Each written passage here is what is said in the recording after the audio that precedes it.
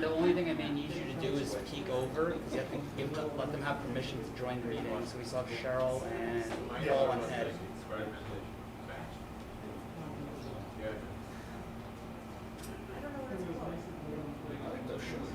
Thank you.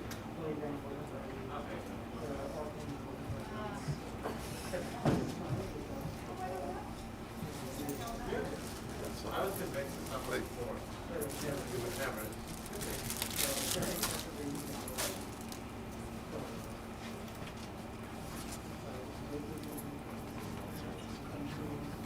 Yeah, there's one person on.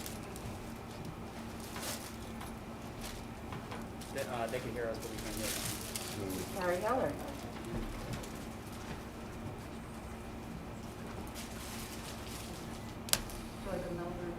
Perfect, thank you.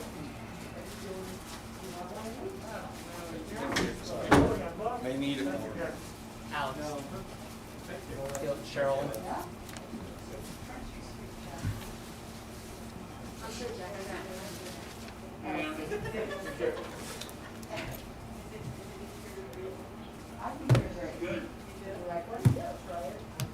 Hey, Kit. Hey, kid. What? Oh, nice. That's amazing. That's awesome.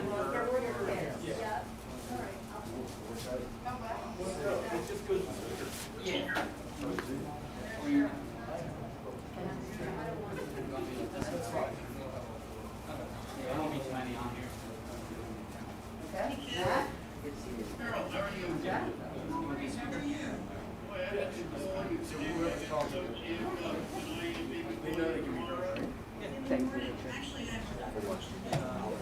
For everything.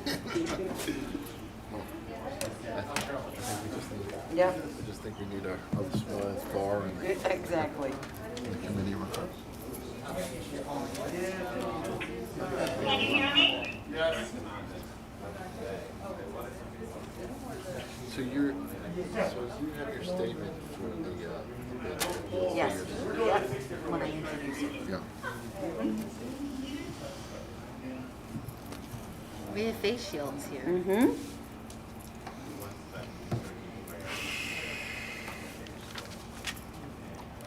Okay, I think we got everybody on here.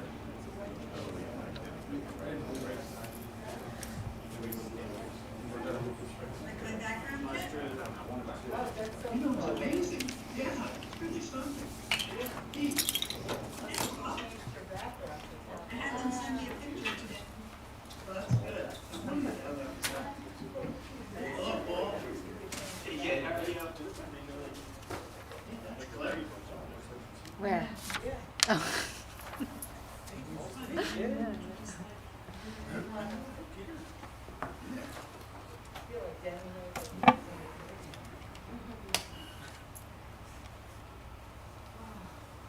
Excuse me, what was this? I'm not sure what this is.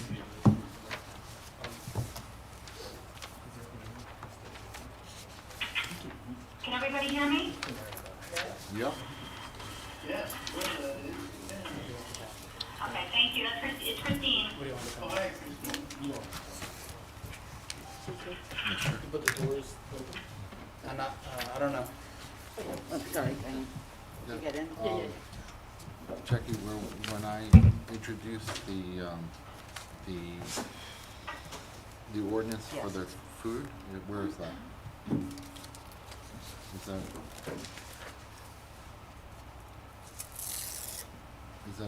Is that here or is that in, here. that's this? Got it. Paul, Yes. Better? Did you get that And when does this come up? Okay. That might comes up X down in to the it. beginning? It's like my periodontist uses them. I know. Well, Okay, see, that's where this is. when it hits my nose Doesn't look like the straps are long enough. Do they stretch them? from my big nose. Oh no, it's weird. Okay, wait. Let's do this. Yeah.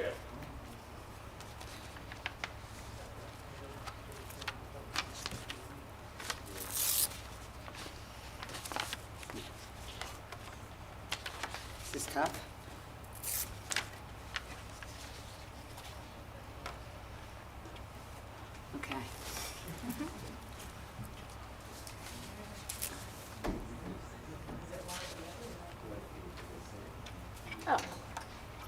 we'll try this.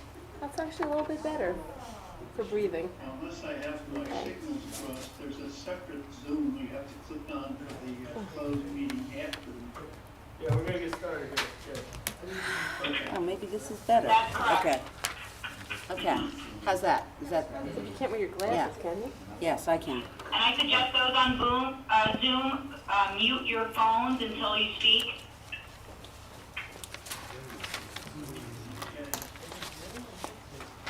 YouTube. The professionals, they're on Zoom. Just so that we can put them up on the screen. They didn't have to be in here and take away from the public meeting.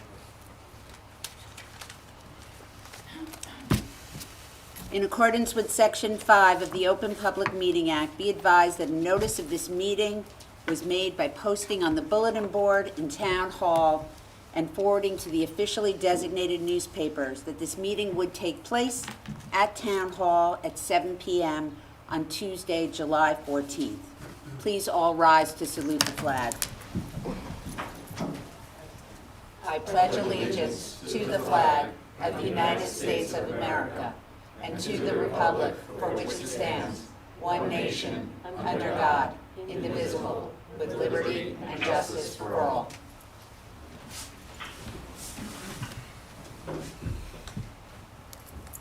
May I have a roll call vote, please?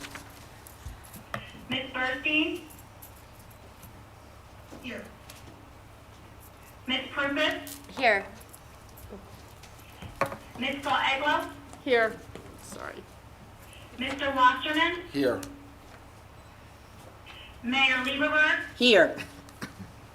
Thank you. May I have a motion to approve the agenda? Motion. May I have a second? Second. All those in favor? Aye. Aye. Any opposed? Reports. The mayor will go first. We currently have 154 cases of COVID-19 in the township. Essex County is reporting 19,121 cases. 87% of the Millburn cases have recovered. As you all know, Governor Murphy has mandated that masks be worn at all times when social distancing is not possible. I'm happy to say that I was out and about over the weekend in downtown Millburn and observed our residents and visitors, as well as our police, adhering to the guidelines. We have extended outdoor dining to include Thursday evening from 4 p.m. through Monday morning, and the feedback that I have received is very positive. Residents are enjoying the outdoor dining, the fitness events, and the overall community engagement. Be sure to participate. An evening stroll, an ice cream cone, a walk in Taylor Park. I also would like to make a statement about the growing concern in the community over a minor in the municipality testing positive for COVID-19 and then attending a party in the township sometime over the July 4th weekend. Many are asking questions about this individual and why other individuals that they may have come in contact were not contact traced. We can confirm that a minor in the township has tested positive and that all tracing has been done to the extent that it is possible based on the information that has been afforded to the township, our health department, and those responsible for conducting the contact tracing. We cannot stress enough the importance that all our youth in the community and their parents understand that they are not immune. Young people can and do contract COVID-19. Regardless of their symptoms, it is possible that they will spread the disease. That our youth and those that guide them can be an important community effort to maintain everyone's safety in the community and must make prudent decisions, which are sometimes difficult, to wear masks when social distancing is not possible, and wash our hands. We must maintain social distancing and sometimes skip the gathering. It is not an easy time for our young people, but your efforts are imperative to maintain and slow our cautious and reopening. It is also important to state that our efforts to contact trace in any of these cases are only as effective as the information that is provided to the health department. Be cooperative.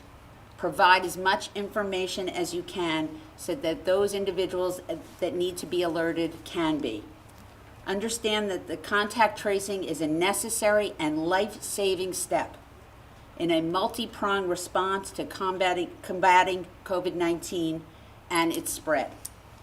It is important for all of us to understand, as well as the more we spread the word, flame the fires of rumors, that are less likely people will cooperate. We do not want people to fear giving information.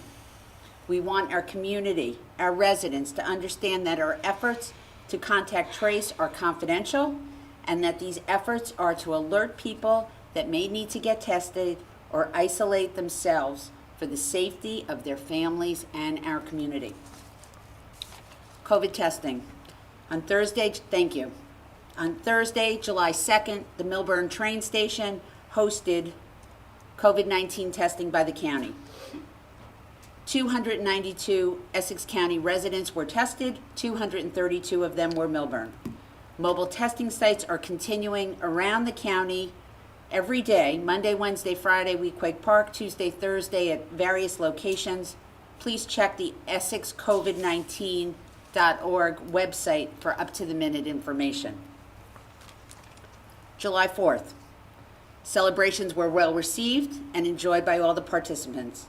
There were 4 separate quote-unquote parades: South Mountain, Wyoming, Glenwood Hartshorn, and Deerfield Hartshorn. Many families joined, and the event garnered significant resident participation. The 4th of July also held their Patriot Award ceremony in the morning, and I'd like to acknowledge the retiring of 3 loyal residents who have dedicated many years of service to this committee: Dan Baer, Chris Drucker, and Michael Jurist. They will be missed. Special thank you to our police and fire departments for their help in planning and executing the event. A shout out to Alex McDonald, Sergeant Tavares, and Chief Echeverria for their collaboration. Please also know that the committee is now interviewing new volunteers, and all interested residents are encouraged to apply.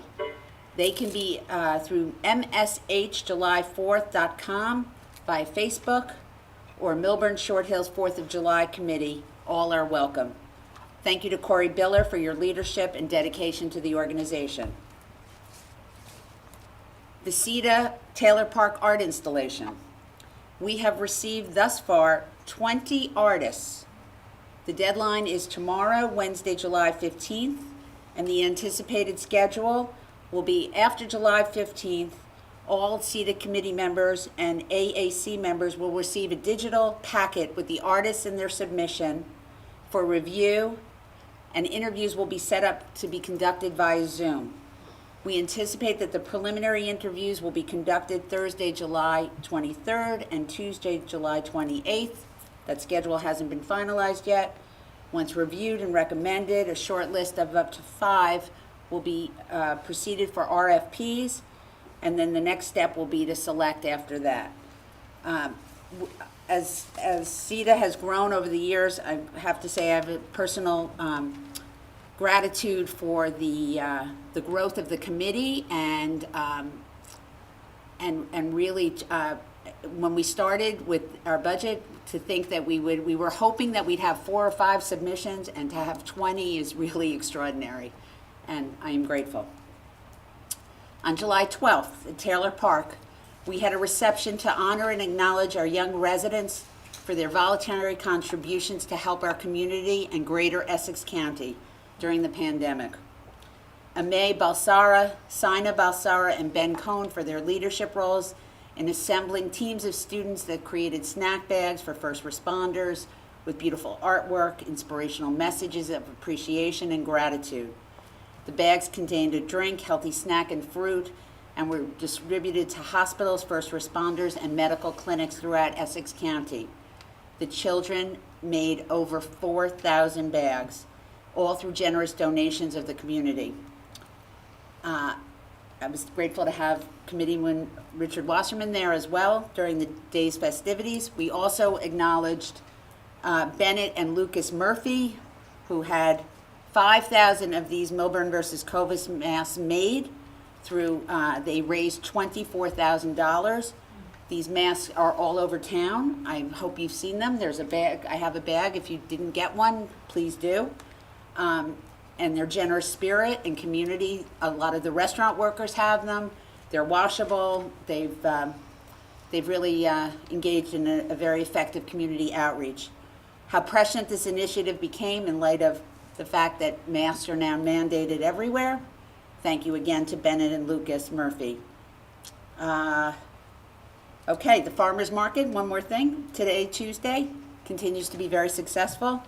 Outdoor dining, outdoor fitness. Please enjoy the community. Fellow committee members. Cheryl, would you like to go first? You have to be unmuted. I do this all the time. Let's read something from the library. The Millburn Library Board approved a phased reopening plan in May, and we had to wait for an opening date from the governor's office before resuming on-site services. The Millburn Library reopened for doorside pickup on June 17. Millburn was the first library in the area to reopen for on-site service.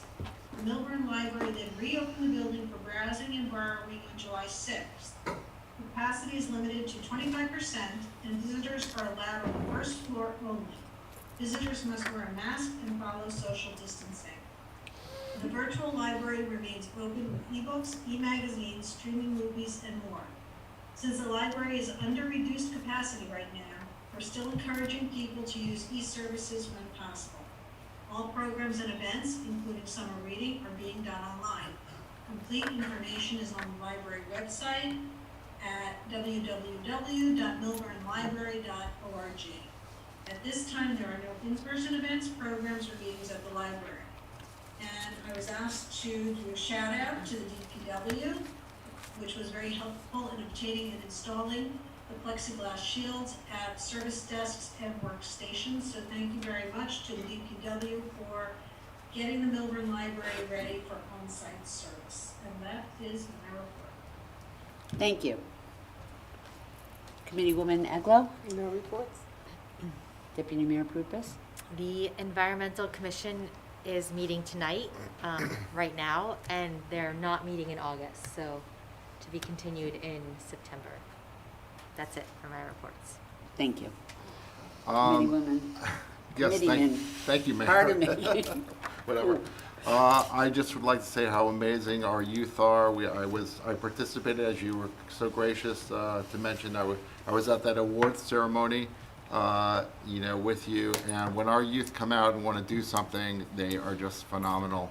Our kids really came out during this period and did all these wonderful masks, and really are engaging with the community. And it was really heartfelt to see our youth really activate to help the community.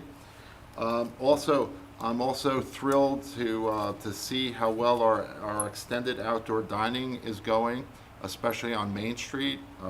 I think the fact that we've closed Main Street over the long weekends has really been great. I see a lot of neighbors and friends dining, and I think it's an amazing thing, and I'm really happy. It looks like it's really helping our restaurants and hopefully some of our shops also.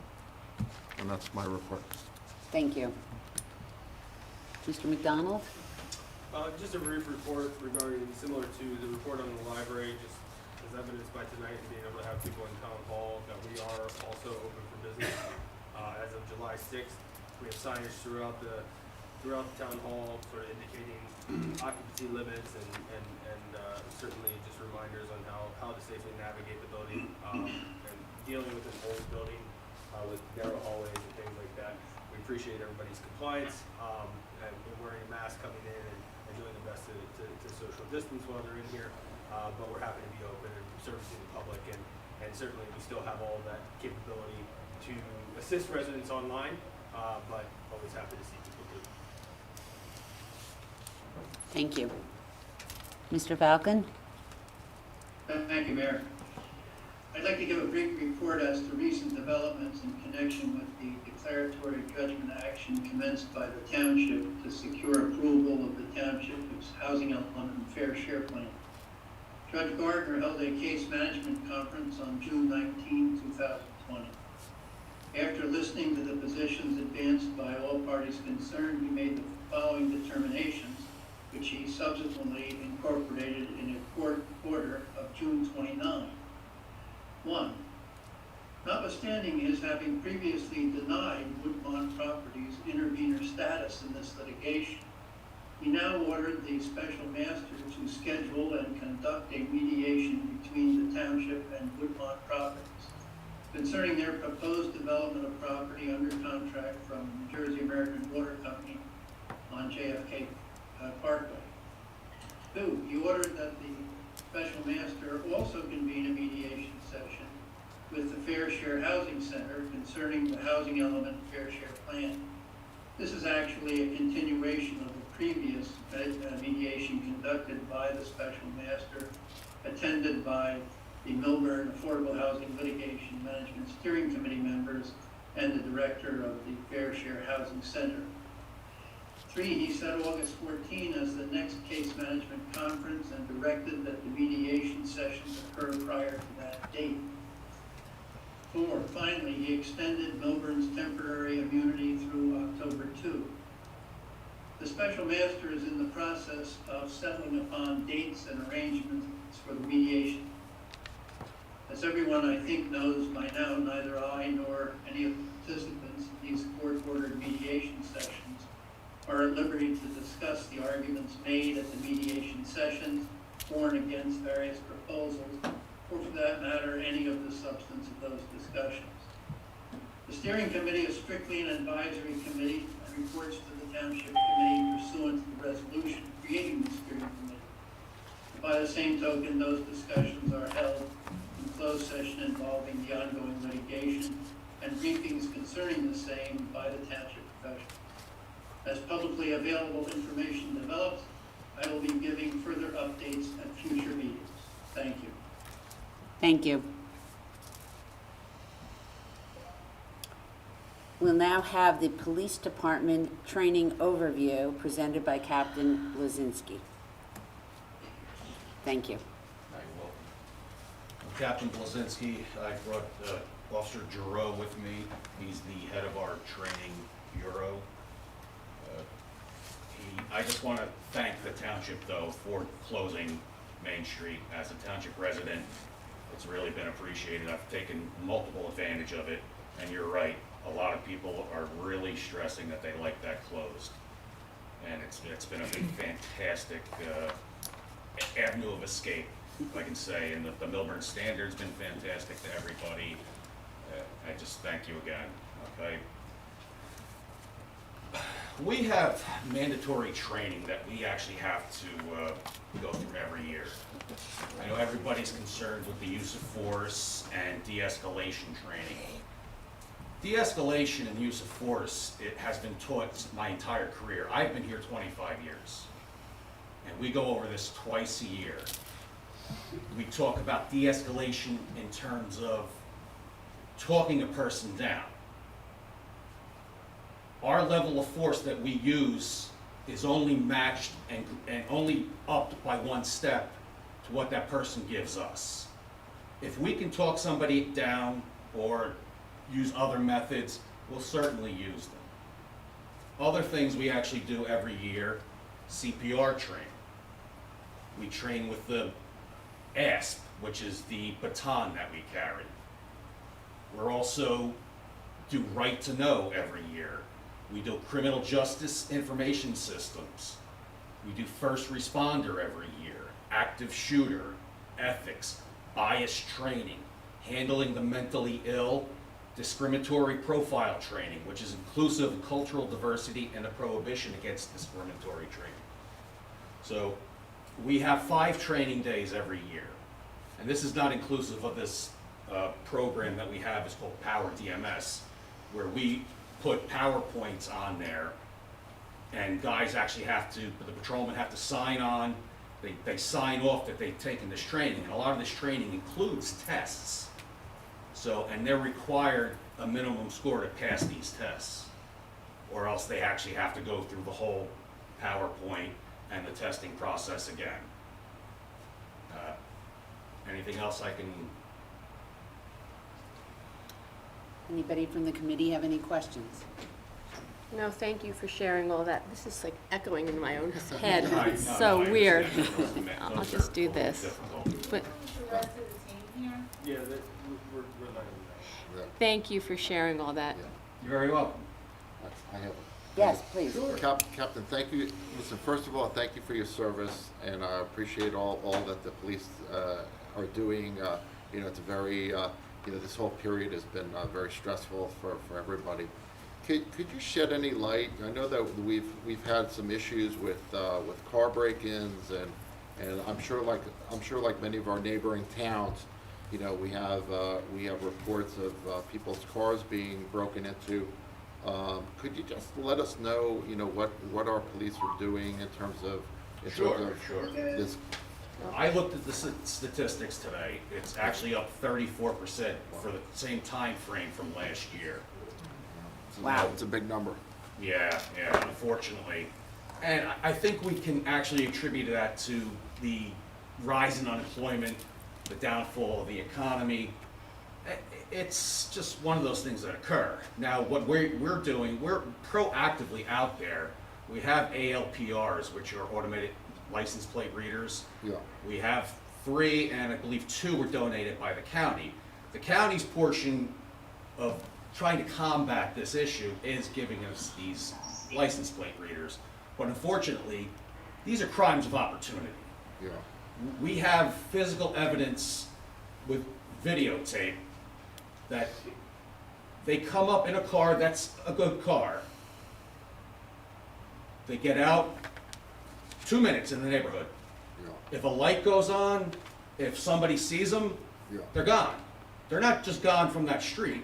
They're literally gone to another town, 2 towns over. Right. So while everybody's going to that particular area, it's really much too late.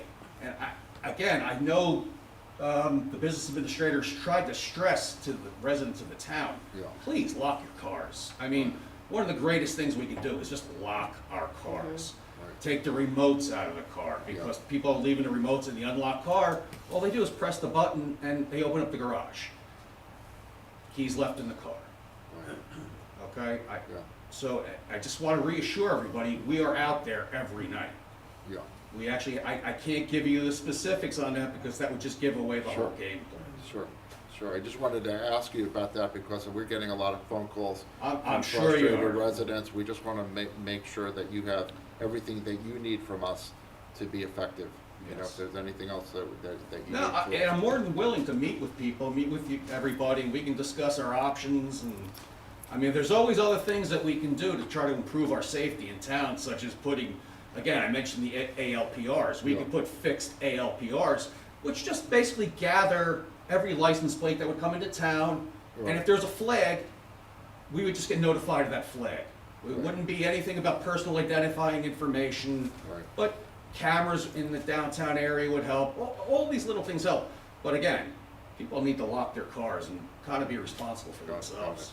Got it. And if I could add to that, when people do mention on Facebook or Work Moms, they admit that they've left the car unlocked, Yes. they've left the key fob and or their laptop. So there is a huge amount of personal responsibility Correct. going on here that we Well- cannot negate. Yes, and I'm not going to mention names or addresses. But you we've know had whose one car resident was left 3 unlocked. times. Oh, my God. 3 times. Right. You'd think you'd learn after the first, but You know. They want a new car. You are. And if, one last question, and if somebody wanted to reach out to you to discuss, if somebody had a concern, for the police, or they wanted to reach out to you, how do they do that? What's the easiest way? Is it through our website? Is it through the police email? Like, how do they reach out to you? well, it's depending on what you want to know. If you're looking for a call for service, you absolutely have to call the dispatch. Okay, If you're looking to talk about safety around your house, Yeah. that would be the Detective Bureau. If you're looking to discuss some type of programming, it'd be either the administrative captain or myself. got it. And I believe everybody knows our email address is here. I'm not sure if they're listed on the website. Okay. And I'm more than willing to meet and talk. All right, wonderful. I do have a question since you're here. Last week on Work Moms at 11:43 p.m., I don't know who it was, wrote to the 2,000 people, someone's having a party next to me. What is the noise ordinance? Are they allowed to have a band? And she then wrote, I'm not concerned that they're not social distancing. Okay, big red flag. I'm more concerned about the noise.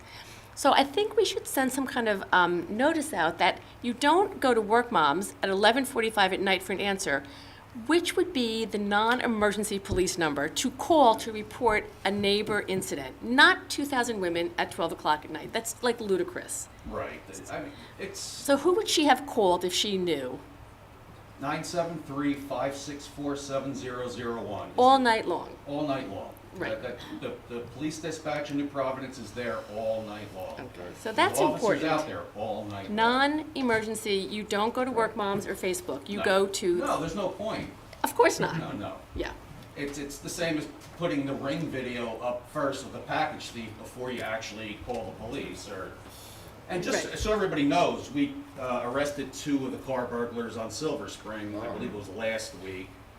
And we had a Mercedes stolen out of the mall 2 days ago, and we charged that person who was arrested in Fort Lee.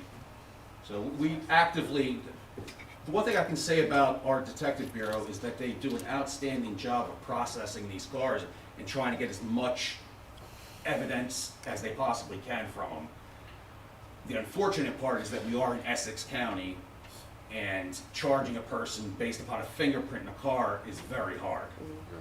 So that's why they try to put a little bit more effort into it. Okay. Well, that didn't take long for the mall. Well, I just have one thing. Sure. I just want to, if you could speak to the police department website, and some of the changes that have been done.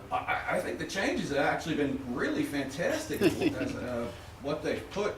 I've made so many notes as to which way we were going to go today, and I'm sorry, I was hoping for a podium too. And I think one of the biggest things that you guys got up there was that we have up there, I'm sorry, is the 8 can't wait. Right. And in terms of New Jersey's been ahead of the curve by light years. We're nowhere in comparison to these other states. And these questions, the 8 can't wait, are basically regarding Minneapolis. Let's face it, that in states like that. We don't have chokeholds. I went through the academy, that's the first thing they told you. You cannot use a chokehold. It's been banned my entire career. We've always trained on de-escalation, which is what I brought up earlier. Required warning before shooting? Well, that's if it's practical. I mean, I know everybody watches these videos, and sometimes you can see that's just plain not practical. Okay? Exhaust all other means before shooting? Sure. That's called de-escalation. A duty to intervene. So if we actually don't do something, we get in trouble. We're guided by the New Jersey Attorney General. He's the highest law enforcement in the state. He puts out guidelines. And as an example, the use of force guideline, I believe, is 30 pages. But there are 17 memos, directives, and policies attached to that use of force guideline, which we all actually have to know and pay attention to. And again, use of force is never considered routine. Banning shooting at moving vehicles. Well, that's never been an issue of shooting at a moving vehicle. The only time a moving vehicle will be shot at is in case of imminent death. Require comprehensive reporting. We already do quarterly reports about internal affairs incidents. Everything, anybody can come into the police department and make a complaint. They can make it by phone, they can do it anonymously, and anyone in the police department has to take it, and that includes the clerks, if there's nobody available, but we know there's somebody always available. We also have good programs. We've done the Coffee with the Cop, which is fantastic, absolutely fantastic. Our DARE program is outstanding, and unfortunately, Eddie Del Fuente retired, and he was actually the lead on that one. And he did great.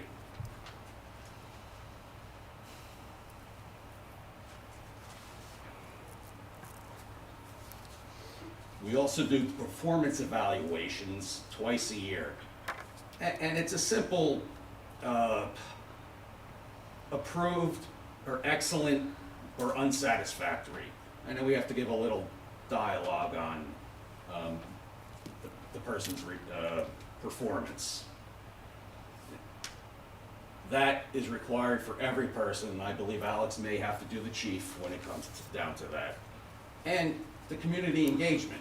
We are, like, again, I am willing to meet with anybody here and to talk about anything, so.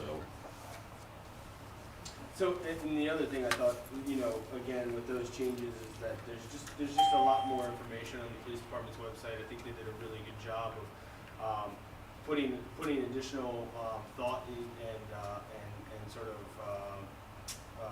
things that the community, especially in this time, may be interested in. And important to note that the Millburn Police Department is an accredited police department, which I think is an outstanding achievement. And that's something that they've had for, I think, the last 5 years. I believe. Is Cheryl coming back on? They're on the phone. The Zoom meeting is, there is a conflict in the meeting, but they're here. We were accredited on May 9th in 2013, so it's quite a few years now. And this is from the New Jersey Association of Chiefs of Police. We have to comply with 112 best practice standards in 5 basic areas. I won't read the basic areas, but this results in greater accountability within the agency, reduced risk and liability exposure, stronger defense against civil lawsuits, increased community advocacy, and more confidence in the agency's ability to operate efficiently and to respond to community needs. So, from the start, and this is going back to Paul Bogershausen, Chief Bogershausen, who always stressed, we are community oriented, we are service oriented, and we try to maintain that standard.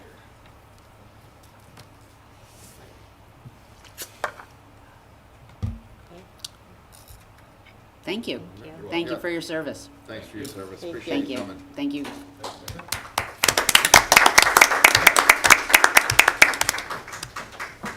Good night. Public comment. When invited to speak, please stand at your current seat location. Do not come forward. Clearly state your name and address and speak loudly so that your comments may be understood by all and properly recorded. There will also be a properly noticed call-in option for those that could not attend. If you are watching via YouTube and would like to comment, please call 339-209-5899 if you'd like to comment, and then press *6 when prompted. All members of the public wishing to speak will be put in a queue to address the committee. Please state your name and address so your comments may be properly recorded. Whenever an audience or committee member Q&A session has started. reads from a prepared statement, please email a copy to the town clerk at townclerk@millburntwp.org. To help facilitate an orderly meeting and to permit all to be heard, speakers are limited to 1 3-minute session. You will be prompted at 30 seconds remaining. Please remember this is a business meeting and do not address professionals or staff directly. Direct your comments to me. Please be patient and we will address each member of the public that wishes to speak. Good evening all, Nicholas Bolticelli, Overlook Terrace. Since the police were here this evening, before we comment on the SID, just wanted to say thank you to them and their service. there's an independent force report that was put out that talks about how much force different police departments use around the state. And I'm proud to say that our police department has a very, very low use of force, given the amount of the low rate of crime we have in town as well. So I think we're all indebted to their service and their excellent efforts.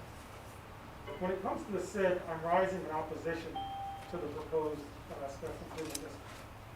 When considering an expansion of government, I think it's important to have a clear mandate from those that you're intending to serve. And in the sessions, which I appreciate that you have held, information sessions, I have not heard a clear mandate from the businesses, from the landowners, that they want this new special improvement district. I've heard a decidedly mixed message, particularly from the new merchants outside of the downtown. It's one thing to have a mixed message from downtown, but these expanded district, where it's new businesses, new landlords, I've heard very little positive noise from those areas. And for them, this will be a new real imposition, new tax. And if they don't know the value, then I don't think we can impose that upon them. Further, having not mandated or not received a mandate, I find it very troublesome that you would then govern this SID with a set of hand-picked nominees rather than letting the businesses and the landlords pick their own nominees, which I think would be better governance. So for all those reasons, and all these could have been cleared up with a proper report, a feasibility study. If we had taken the time and built the support, there could be a mandate for this. But as it is right now, and with the fact that it does not allow for dissolution, no matter how badly it could perform, and I hope that if it goes through, if you seem intent on pushing it through, it is widely successful. But if it is not, the fact there's no dissolution mechanism, again, I find trouble. So I rise in opposition of the proposed SID. Thank you. Thank you. My name is Dr. Menon, Sujoy Menon. I live in 21 Ellsbury Road in Short Hills. I was hoping my fellow uniformed brothers were here. At least I share a common bond with them in some way. I'm immensely grateful to them for them being here, keeping our community safe. I experience their expertise every day when I drop my daughter off to the middle school. It becomes an absolute mess, but these guys handle it efficiently with a stern hand, but very politely and professionally, and I'm totally grateful to them for doing that, obviously keeping our community safe. Yes, there has been an increase in the number of car thefts and burglaries, and like the captain said, I think it's a function of the times, and I think they're doing the rightful in order to curtail that. I'm full support of that. Number two is I'd like to sort of, before I get to the SID, which I'll get to 30 seconds, I'd like to mention that a lot of our kids right now are on the streets biking. And they do this on their own, sometimes with and sometimes without parental supervision. This is why we live in a town like this, because this is family and kid friendly. I'd like to urge the committee to work with the community to make sure that these kids are safe, particularly from a lot of cars that are right now on the road, because a lot of people are in town, they're staying in town, they work from home, so there's a lot of cars that I've seen, a lot of cars that will whiz by quite fast. So let's work with the police, let's work with the township committee to make sure that kids are safe. Like Nick mentioned, I'm also standing in opposition to this SID. A couple of reasons. Number two, I'd really like to caution the township committee to take a very long-term view on this and not be myopic. There's not been a good survey of what will come out of this. There's not been a mandated plan as to what we're going to do with the SID. There's not been a clear voice of agreement from the merchants themselves as to they do want this SID. And obviously, without a proper business plan, without a proper plan as to what we're going to do with this, it's kind of, it'll be foolhardy for us to sort of rush into this. So let's be long-term, let's not be myopic about this. So I really urge caution, and like Nick, I also stand in opposition to this. Thank you. Thank you.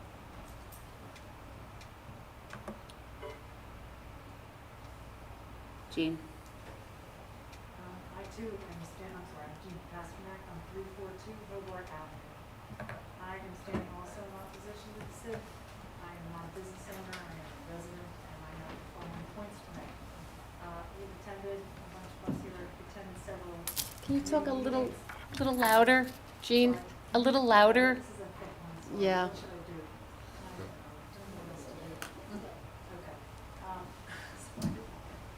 Okay, so,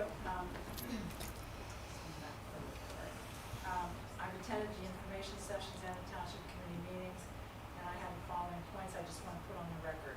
The township budget was granted an unexpected fortune this year in a year of many misfortunes. Our country, state, and town is facing the reality that we have a serious recession and our economic conditions impacting all of us, residents, businesses, and property owners, due to the unforeseen and devastating COVID pandemic.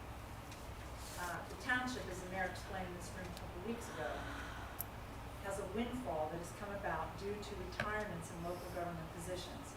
That windfall is money that the taxpayers have already contributed to the budget. I asked the mayor what were all the possible uses of those funds that the township committee she considered, and I didn't get an answer to my question. You've had some time to think about it, and I hope that you will answer it. That money should be returned to the Millburn taxpayers in the form of reduced taxation in a year that we are likely to face some of the harshest economic impacts we have had in our lifetimes. Why would we even consider creating a new tax and a new spending category for any purpose in 2020? Two, an additional tax of any kind is an example of an out-of-touch, arrogant governance by the township committee members who have promoted this and are pushing this through in haste for no apparent rational reason. Three, the budget would largely go to pay an executive director. Why would you create a new function and a new position in a year where many people in this township have lost their jobs and stand to not have a new one for the foreseeable future? That's audacity. Four, the control given to the township for this ordinance is extraordinary and without bounds. It does not even allow property and business owners to elect individuals who will represent them. You will appoint them based on who knows what. Giving the SID the power to borrow money for physical improvement and other things that could very well be an encumbrance to property owners is an outrage. It shows just how far out of bounds this TC is. The property owners need to be indemnified against these kind of expenses, and the ordinance must state that the indebtedness of the SID be prohibited from being included in the SID's future budgets. Millburn Township must be responsible for the guarantee of repayment of such loans and interest. That is just common sense and is a huge overreach to expect business owners to bear this burden. And finally, the deflection comment by the mayor and others here telling us that the details will be ironed out in the bylaws by the selected and appointed few on the board of trustees of the SID is just a slap in the face of the community. We are willing to trust, but we are entitled to verify, and you need to show us a plan of what this ordinance expects to spend and accomplish in detail before asking the community to take this on. Is it the case that the bylaws have already been written and incorporated into the ordinance? It seems more trickery and degrading to the members of the community. There's no need to rush this through, and it's in the best interest of the entire community, not a select few that are pushing you to pass this. So stop this runaway train in its tracks tonight and go back to the drawing board.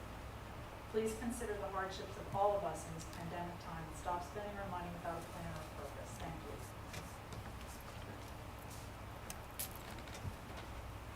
Mr. Heller.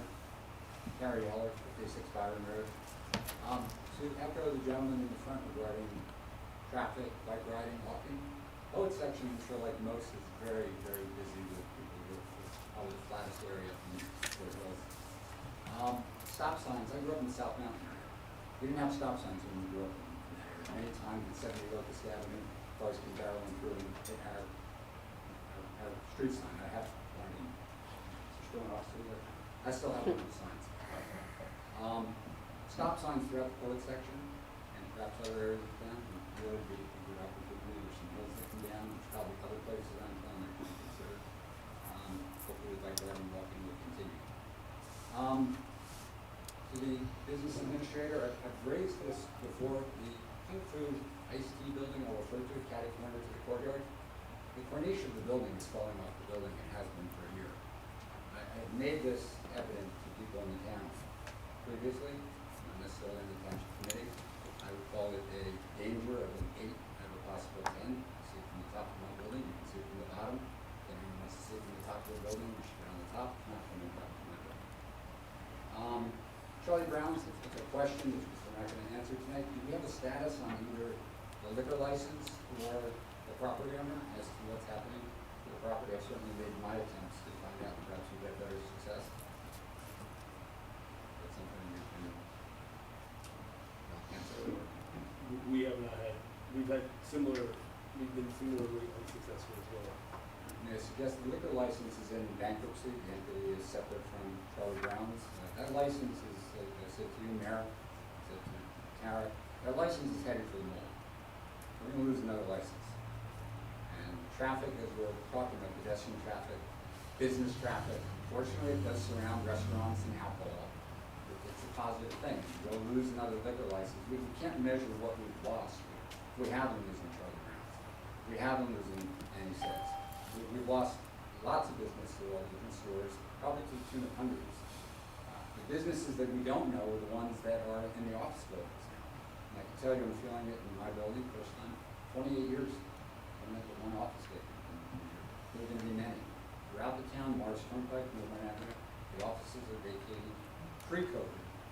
Post-COVID, there's going to be changes, and perhaps it's going to be a success in time as offices open again. Maybe we'll be successful as offices want to be in downtown Millburn, but that's on. Just another property maintenance note, the massive rain that we had on Thursday, the rain gardens, these rocks move. A number of the catch basins throughout the corners are covering catch basins. They then fill with leaves and grime and dirt, all the other good stuff that's on Millburn Avenue without the curb. Last, I did do that, I had one more item, just if I were to remind town council, as the apartments are getting closer to opening at the Short House Mall for the probably 7th time I've brought to this township committee, there is no protection for this community for Millburn Road to be open to the mall. Despite what council says, the town owns the land, doesn't mean that the police department, emergency, residents, he's told me that the developer, they have a signed agreement, the developer, agreed not to open the road. That road has the potential of being open to all churches. Thank you.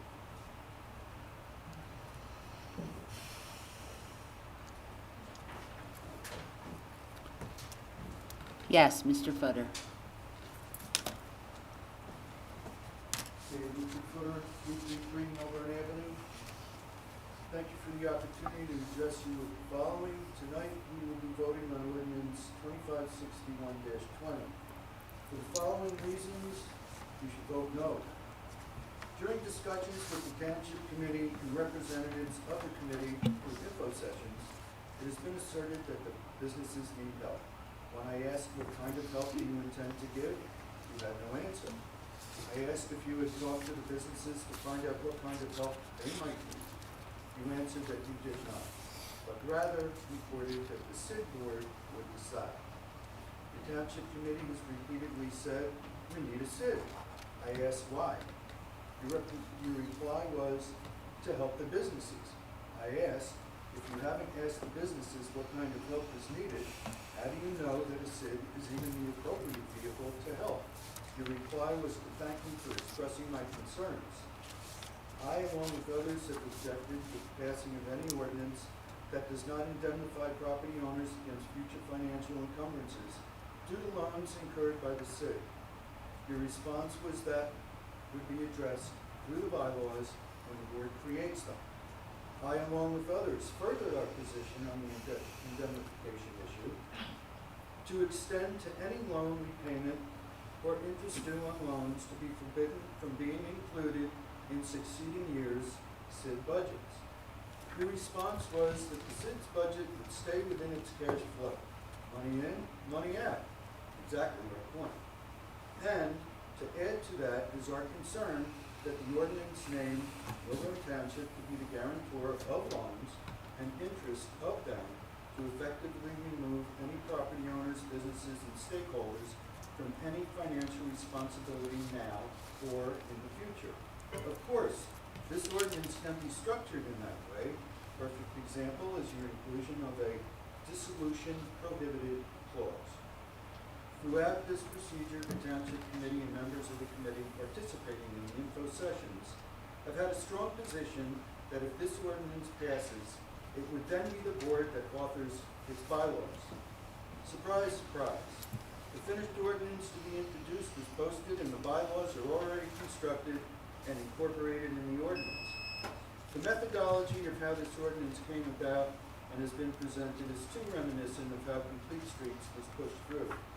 Small info session meetings and small numbers of people attending, run by less than the full township committee, to which their concerns were voiced while thinking they were on the record was misleading. And again, to be told that their concerns would be addressed through bylaws constructed by the board was also misleading. Almost done. There have been many interested parties who have attempted to attend info sessions and township committee meetings via Zoom and YouTube, who have been unable to gain access and participate. I attended the last township committee meeting in person. On my way home, I received several phone calls from people who attempted to participate. When I returned home, I was greeted with a few emails. They were not happy. I should not be the sounding board for this. It seems that a couple of people did gain access, but could not hear anything that occurred at the meeting. I went on to YouTube to watch and listen. I could not hear anything. It seemed like if there were any microphones in the room, they were off. This is absolutely no way to do this. The timing of moving forward with this is wrong. Businesses are waking up to a new way of life. They are just starting to open. Life as they knew it. Putting the key in the door, getting the registers ready, turning on the lights, and then opening the doors to receive customers is gone. Businesses still must do all of that, and now they must be mask police, do traffic control in their space, honor social distancing, and clean everything that is touched as potential customers and the product. It must be exhausting. To have to make time to address this now is unconscionable. Most, if not all, of the issues that have been brought to your attention should be addressed in the ordinance, not in the bylaws. The ordinance should set the framework and the parameters to which the bylaws are limited or to what extent they may bound. Thank you. We will, thank you, Mr. Footer. Do you have people in the queue? Yes, there are people on the phone call. Okay. We could, Excuse me, before we begin, is there anybody else in the audience that would like to make a comment? Comment after? After the queue? You can comment now. No, I prefer to wait to hear who else is on. Proceed.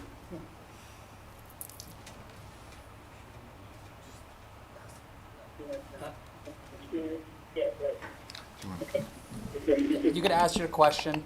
Again, is there anybody else in the audience that would like to make a comment? Yes, could you state your name and address, please? Comment now. They're listening to the YouTubes. Catherine?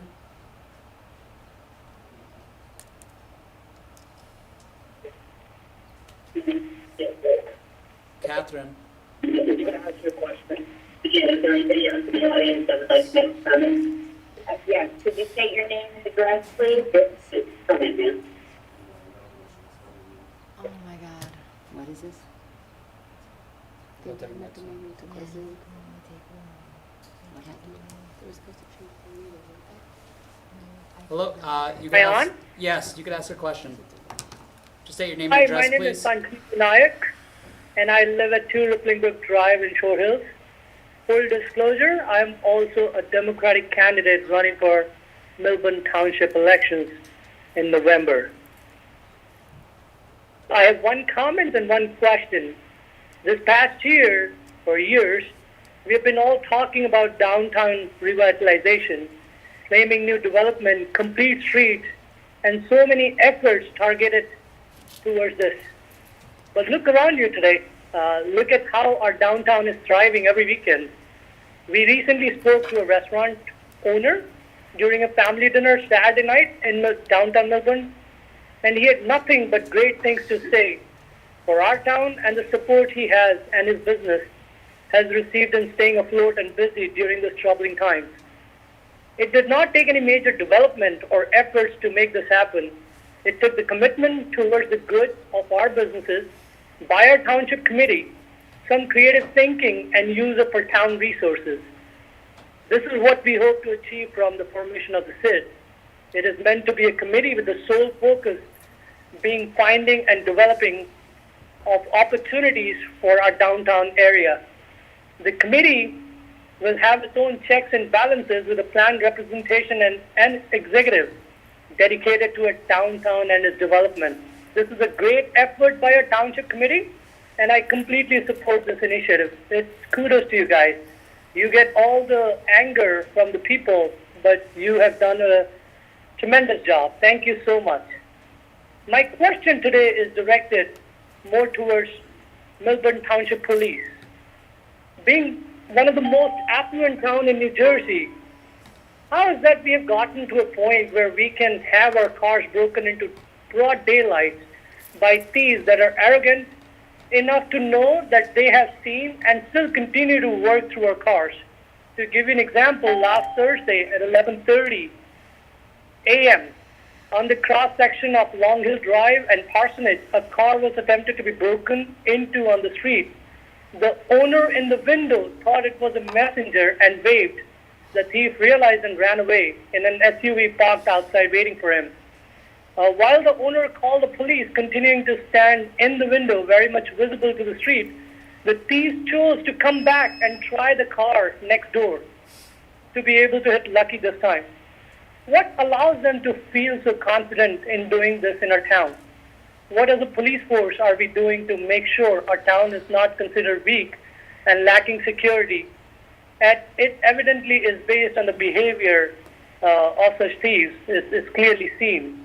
The action we take to prevent this cannot be just ask owners to lock their cars and not keep valuables in them.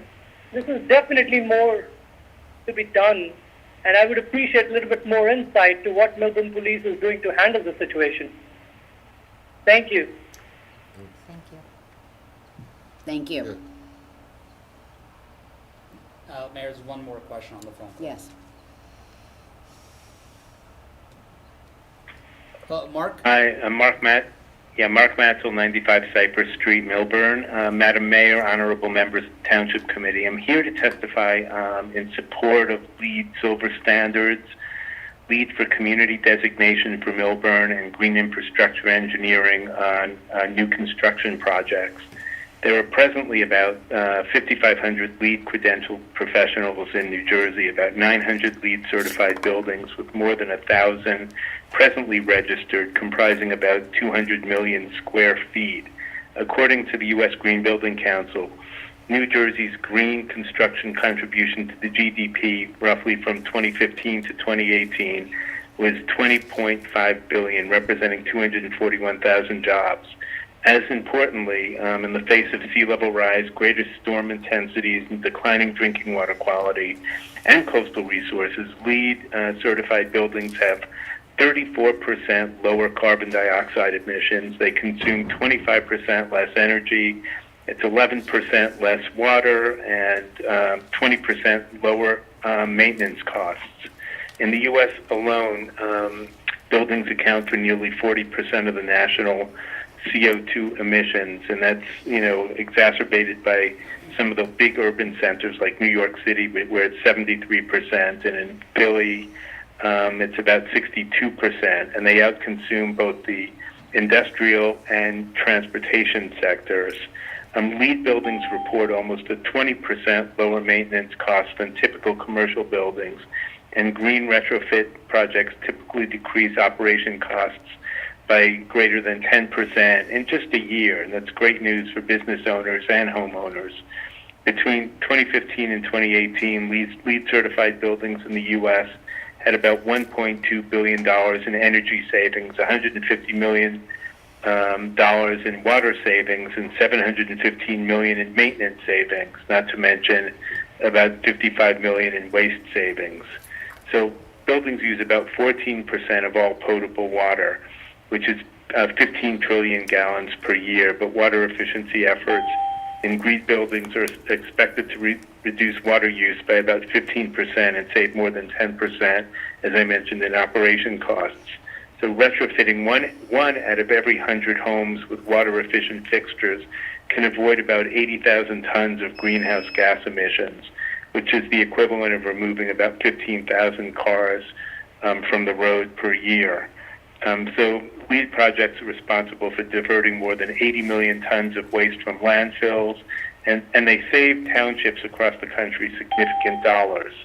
So I urge the Township Committee to support a LEED for Communities application that looks holistically at energy demand, reduction, transit waste, and healthier buildings. There are tons of grants available. I put together about 30 granting sources that funded those communities that committed to the LEED for Communities application, which isn't that difficult. And finally, I'll just conclude that with a lot of the construction projects, new construction projects and public works projects that we've seen, green infrastructure is really a great way to go, and it's an approach to water management that protects, restores, or mimics the water cycle, and it greatly reduces flooding. So it incorporates both natural and engineered systems, rain gardens, bioswales, permeable pavement, infiltration, planters. And in Millburn, we average about 50 inches of rainfall each year, with 118 days of precipitation. And climate change, as we all know, has compounded the impacts with greater storm intensities and flooding. And the green infrastructure provides greater opportunities to reduce local flooding in our basements and homes. It reduces ice on roads and parking lots and keeps our ball fields dry, allowing fewer rainouts for soccer, baseball, football, lacrosse.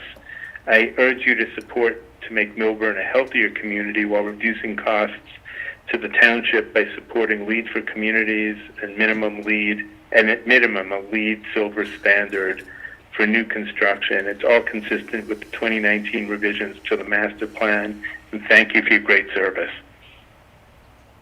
Mark, please be sure to submit your letter to the township clerk. Thank you. Sure. Mayor, just two more that came in. Yes, thank you. Kevin? Hi, this is Kevin Ryan. I'm on Great Hills Road. First, I wanted to commend the mayor for her responsiveness during the crisis. I certainly appreciate it, and I know a lot of other folks do as well. Two, it was great to hear from law enforcement. I think an engagement strategy is needed to offset the appalling wholesale demonization of our law enforcement officers. I think Millburn is a great place to do that and to showcase some of the efforts that have been put into place here to offset some of the misinformation out there.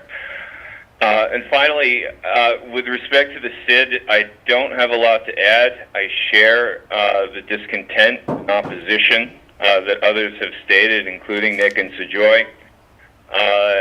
In addition to the power that the SID offers, the dissolution prohibited clause is very concerning to me, along with a couple of the other issues that others have raised, including the types of expenses and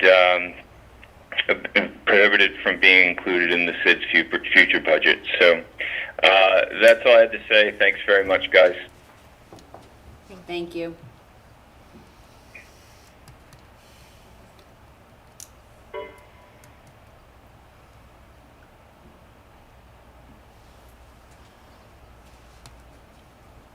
There was one more. I think he'll come back in if you want to continue.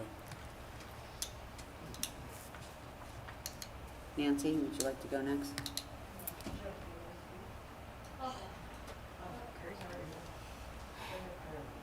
Mm-hmm.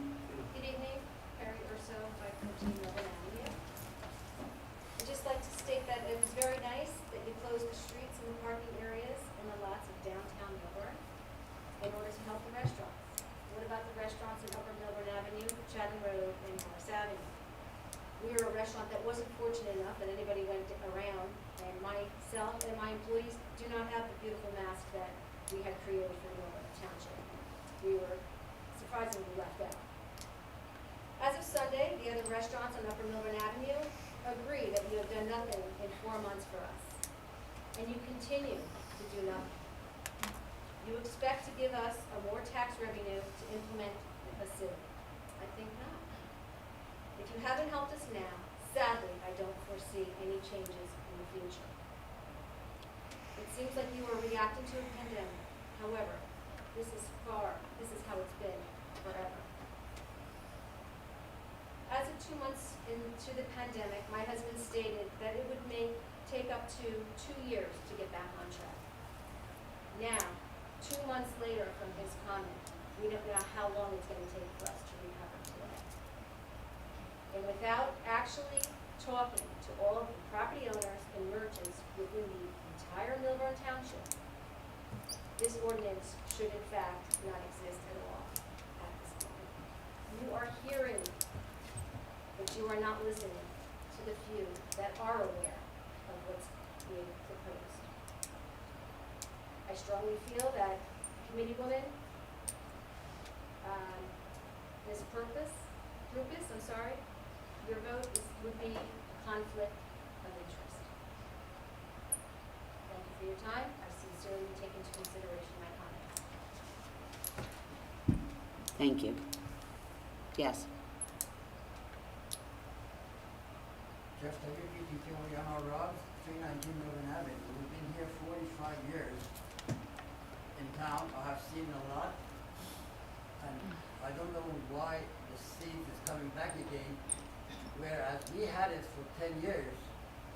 Let's go back and see what kind of achievement seed has done in the past and what we are going to bring again. That's all I'm going to say. Thank you.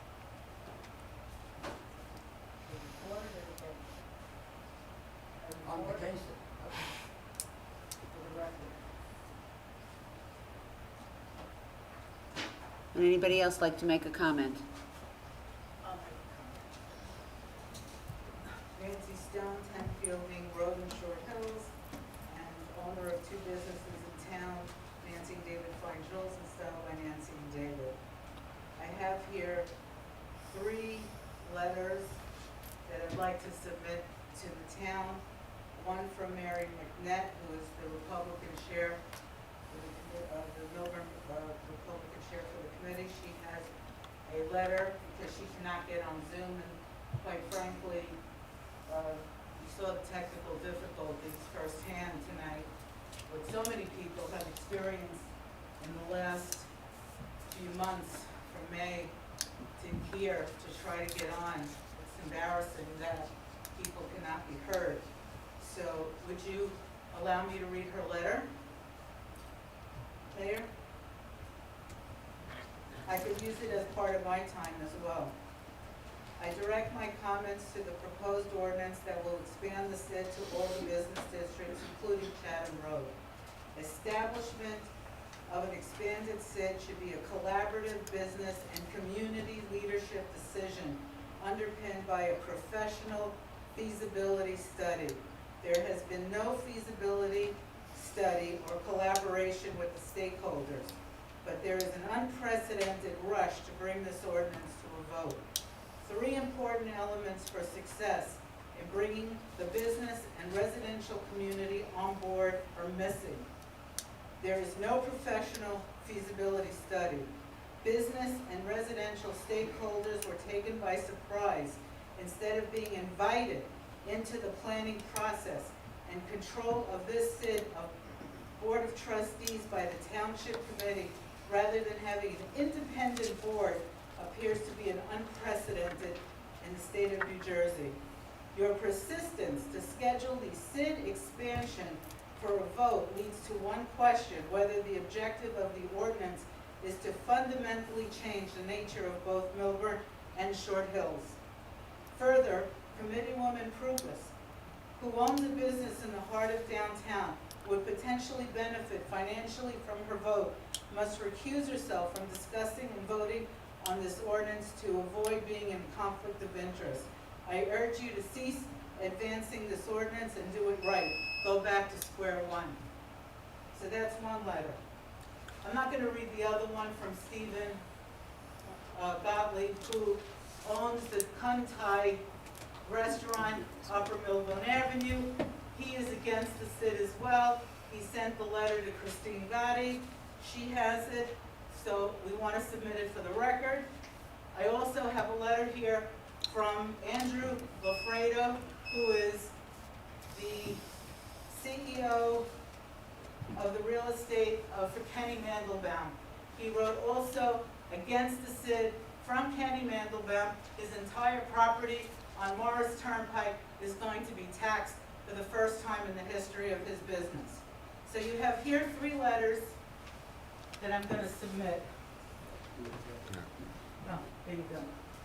I also have a list, the last time, for 15 property owners that were against it. I handed it to you last time.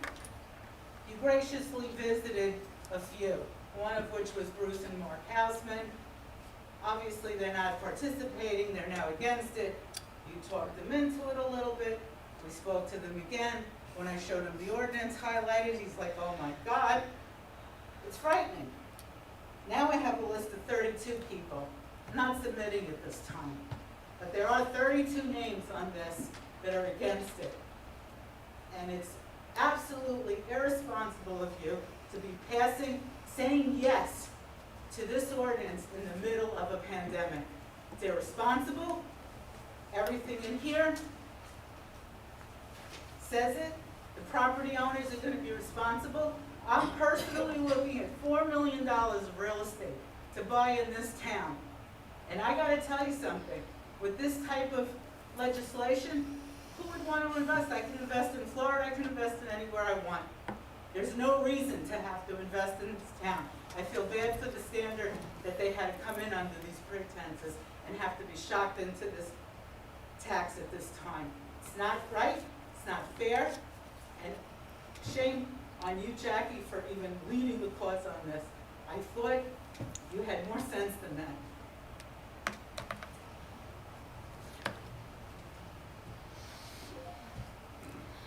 Anybody else? Tony Carter, Audubon Court, Treehouse. I have a question. When, at the end of you are going to form a 501c3 using tax dollars that were put into this ordinance. I don't know if that's legal, and I would like to have the town attorney and an accountant present to us exactly how it is legal.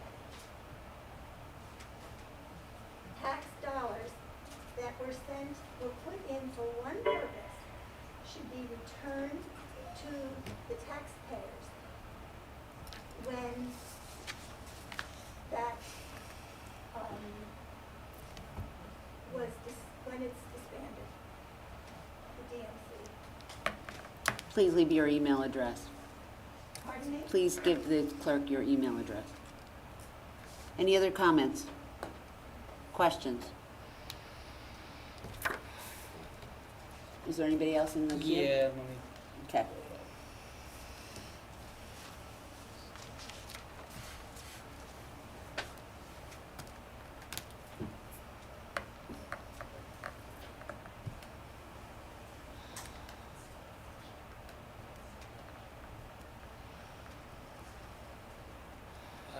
No one else right now.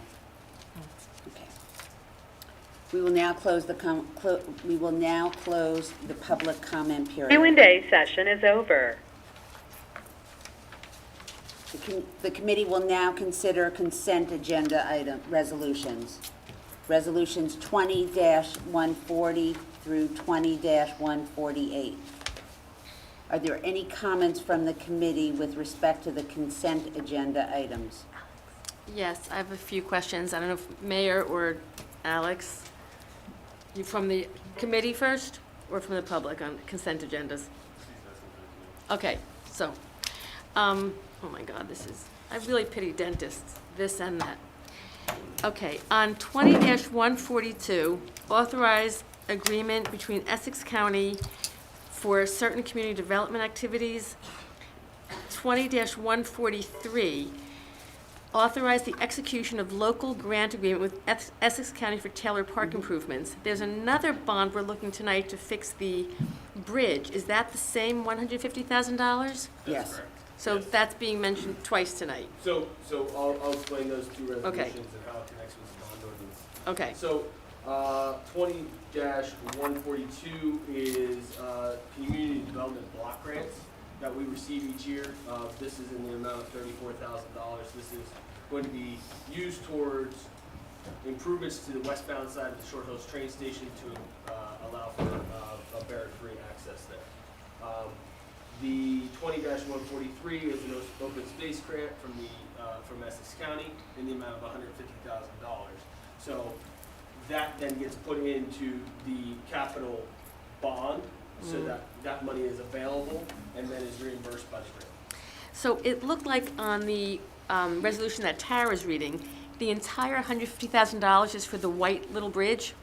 No, as you recall, we discussed this in some detail in previous township committee meetings, in which the initial project is the restoration and repair of the bridges, the pedestrian bridges in Taylor Park. As many can probably see, those are in disrepair. They need to be gunite and then painted. However, if there is money still available after that, the grant will be used towards improvements to the backstop and baseball field, as well as potential irrigation in the grassy area outside, in the baseball field. So is it feasible to think that work on, was it the little white bridge and the bigger bridge, Yes. which is fairly new, well, maybe not so new anymore? Yeah. Do you think that's going to be the $150,000? It will be very close to that. Wow. All right.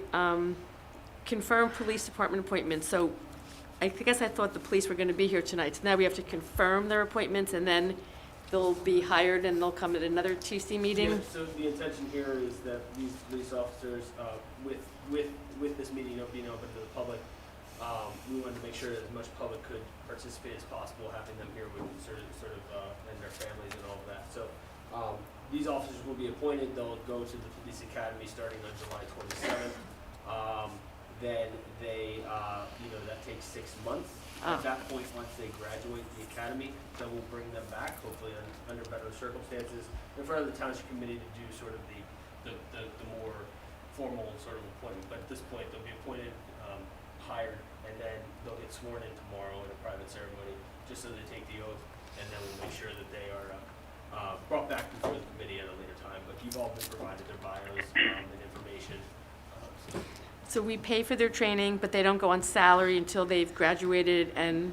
No, the police officers, they receive a academy salary, which is a lower starting salary. But yes, they get paid as an employee of the township during that time. So their benefit starts and paying into their pension starts That's correct. from when they start? No, their pension does not start until they work. Okay. And the Short Hills Park Historic Survey, that is going to definitively decide which house is historic and which house is not. That's correct. That's gonna outline the boundaries of the historic Short Hills Park, as well as catalog the homes within that district that are historic. We received a grant from SHPO, which is the State Historic Preservation Office. And that is as a result of our status as certified local government in terms of historic issues. And so that's in the amount of $24,500, and will be paid completely by the group. So for the realtors in town, they will absolutely know if you're buying a historic house. There should not be a surprise when they go to do work on their house, that they have now known they have bought a historic house in the historic district. There should really, there's not really a surprise now necessarily, although this will clear up some of, I think, the question marks. However, on our spatial data logic portal, members of the public can go and log on to that. They can view a property, they can see what zone that property is in. They can then also see whether that property is located within a historic district. Good. Thank you, Alex. Any other questions or comments from the committee?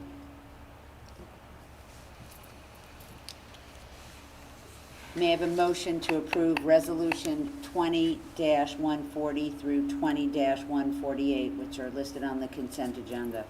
So moved. May I have a second? Second. Roll call, please. Ms. Burstein? Is she on play? Sheila. She might be Ms. on- Burstein? She might be on mute. give her a second. Text her. Ms. Burstein? You want to text her, see if she's on Zoom? I mean, on mute. I can Yeah. explain the Zoom issue. Ms. Burstein? Yes, can you hear me? Yeah, She's Oh, here. yeah. We hear you. There you are, thank you. Is that a yes? Yes. Thank you. Ms. Prupus? Yes. Ms. Saul Eglo? Yes. Mr. Wasserman? Yes. Mayor Lieberberg? Yes. Thank you. Can I just take a brief moment to explain the Zoom issue and some of the comment? Yes, please.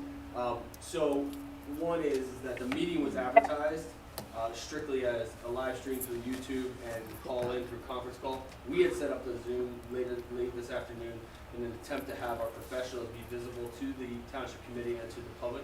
However, there was a conflict between this meeting and the Environmental Commission meeting that is going on tonight. They are using the Zoom account so that they can hold a webinar and hold their public meeting as well. That's the conflict. These individuals here was not aware whether members of the public could get on Zoom. The members of the public were advertised to call into the conference. Just want to make that clarification. So we could delay the ordinance then, that's wonderful. Good, thank you for clarification.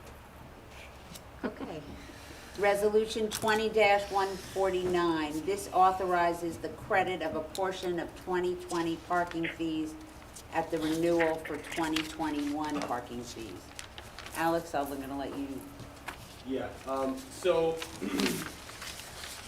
I think if we took a inventory of things that have been hit particularly hard as a result of the pandemic, the township's parking utility is one of those. We have not collected parking fees in the downtown since March. One of the issues that has arisen is in regard to commuter and business parking permits.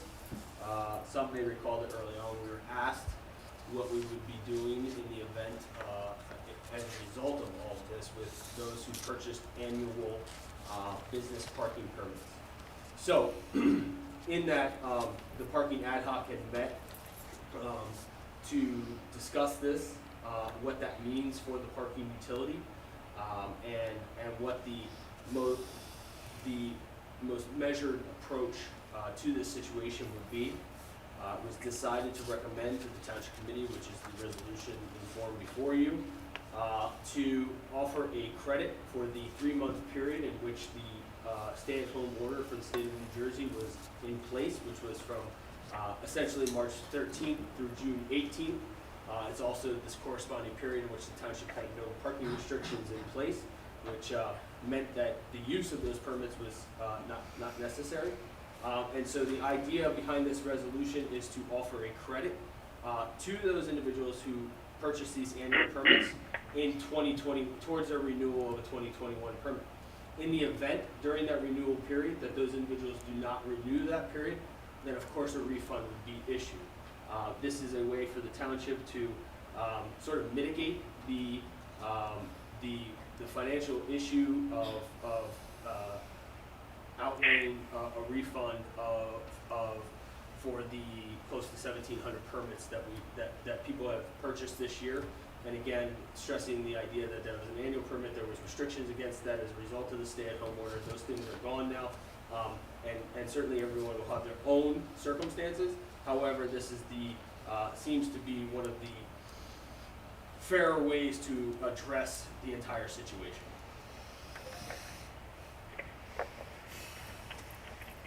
Are there any comments from the committee with respect to 20-149?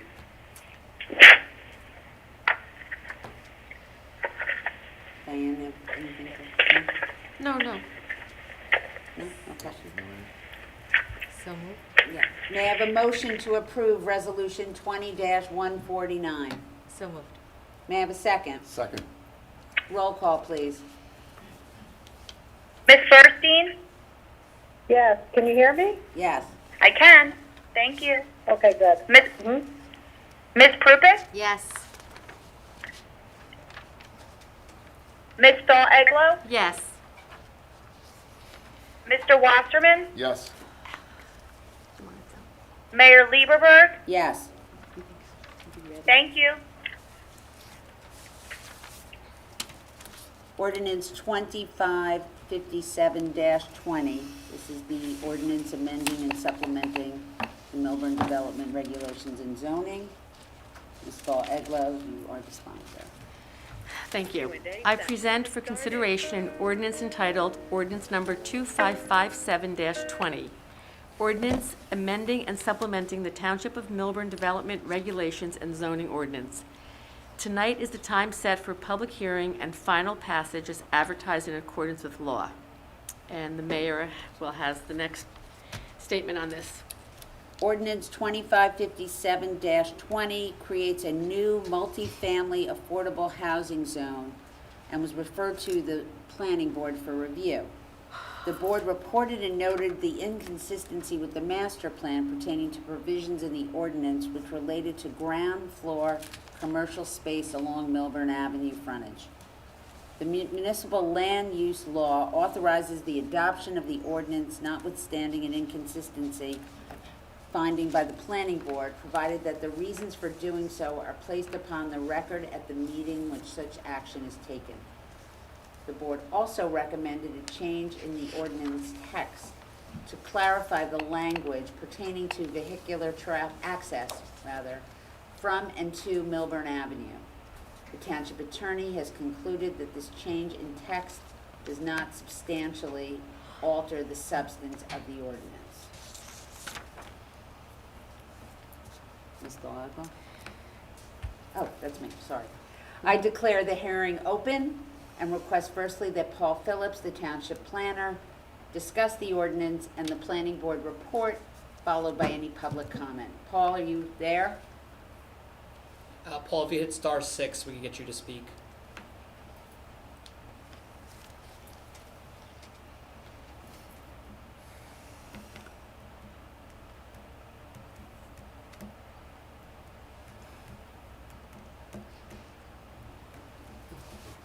Q&A session is over. Maybe the environmental session's done. Can everyone hear me? Yeah, Paul? Can you hear me? Yes. Yep. So speak up a little bit, Thank you very please. much. Thanks and good evening, everyone. So, this ordinance would create a new multifamily residential affordable housing zone on a property that was formerly used by Wells Fargo. It's located at the extreme westerly end of the B4 Central Business District. The zone purpose would be to provide for development of multifamily inclusionary housing with a required set aside for low and moderate income units. The principal permitted uses would essentially be residential apartments with associated amenities and services. In addition, a minimum of 3,000 square feet of the ground floor space along the Millburn Avenue frontage would be required to be devoted to any of the B4 permitted principal or conditional uses, meaning other than residential. There would be off-street parking would be structured. It essentially would be within the lower level of the building. The ordinance provides for a maximum development yield of no more than 53 total units. The market rate units would be limited to 1 and 2 bedroom apartments. The ordinance does have affordable housing requirements, which follow the guidelines of COA and the UHAC, which is the Uniform Housing and Affordability Controls, with regard to the required set-aside if it's rental apartments as opposed to for-sale apartments, as well as with regard to bedroom distributions and affordability controls. The building height would be no more than, would be a maximum of 40 feet. And if you're familiar with the property, the maximum height would be 3 stories at the lower elevation along Millburn Avenue and 2 stories at the higher elevation along Essex Street. There's also a requirement that the affordable units be integrated with the market rate units throughout the project. The ordinance also provides a series of building design standards and guidelines. They cover everything from requirements with regard to pedestrian entries, the screening of parking and service areas. There are requirements with regard to facade articulation in terms of both vertical and horizontal articulation. Requirements with regard to building transparency, building materials. There are requirements with regard to open space and landscaping. And lastly, there are requirements with regard to building signage. The ordinance itself is a very comprehensive ordinance, and it is essentially intended, going beyond the purpose that I mentioned at the outset, to basically assure that this zone will basically result in a high-quality project in terms of both the overall design and the materials treatment. I had, with regard to the master plan report, I had prepared a memorandum for the Township Committee dated July 1st of 2020. And in that memorandum, I offered my comments on the Planning Board report to the Township Committee, and I'll just briefly summarize that. And the Planning Board report was dated June 25th, 2020. And the board essentially found that there were two sections of the ordinance that were not consistent with the Millburn Master Plan, as these sections prohibit residential apartments from occupying the ground floor along the building's Millburn Avenue frontage, and instead, as I've indicated, there is in the ordinance a requirement that at least 3,000 square feet of the ground floor commercial space be placed along the frontage on Millburn Avenue. The amendment to the land use element of the master plan that was adopted by the planning board earlier in this year, and again, it encompassed the lots that are affected by this ordinance. That amendment stated the following with regard to this issue, and I'm just going to quote. It said, consideration should also be given to allowing but not requiring ground floor commercial use along Millburn Avenue and Essex Street, but not Douglas Street. So obviously the reference sections of the ordinance are not consistent with the express language of the master plan amendment. I outlined in my memo to the Township Committee several points which I think are important on this issue. The first is that this is the only instance where the planning board found the ordinance technically inconsistent with the master plan. So as a result, this ordinance remains substantially consistent with the master plan as it otherwise comports with the recommendations and the parameters for establishing this zone designation as set forth in the master plan. Secondly, the fact that the minimum 3,000 square feet of ground floor commercial space is mandated along Millburn Avenue does not affect the substance of the ordinance given its purpose and intent. I would also add that some of you may or may not be aware that there was significant debate at the planning board with regard to, at the time the master plan amendment was being considered, as to whether or not it would be prudent to mandate ground floor commercial space, and especially along Millburn Avenue. And in fact, a number of the board members had expressed a strong preference for maintaining ground floor retail commercial presence, specifically on Millburn Avenue, as opposed to the other two streets on which this property has frontage. In any event, I think the key point is that requiring a small amount of retail floor area at the ground level on Millburn Avenue, as this ordinance does, I think is largely inconsequential, recognizing that the ordinance's primary purpose is to provide for multifamily inclusionary development, which again is intended to assist the township in meeting its fair share housing obligation. Just two last points on the planning board report. They did point out one inconsistency. In addition to the inconsistency, they did make a recommendation that a particular section of the ordinance be clarified. The ordinance that went to the planning board referred to a vehicular entrance on Millburn Avenue, and the board indicated that by using the word entrance, they did not want to interpret it to preclude a vehicular exit at this location. That was not, I will say, the intent. Certainly, we would take no exception to this recommendation, as again, the intent of the ordinance was to allow ingress to and egress from Millburn Avenue. I would also indicate that any modification to the ordinance text along those lines would not be substantial in nature, and I believe that change has been prepared and incorporated into the ordinance which you're considering this evening. And just lastly, the planning board discussed in its report whether environmental initiatives should be included as part of the ordinance. The board found that environmental initiatives should not be included in the ordinance, but instead be addressed at the time of the site plan application. So, as such, this ordinance, as basically currently written, would comport with the planning board's recommendation in that regard. So that gives you a summary of the ordinance and the responses to the planning board report. Thank you. Anybody have any questions?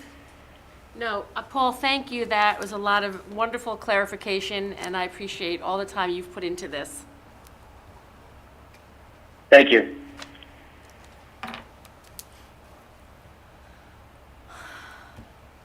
You declare the hearing open?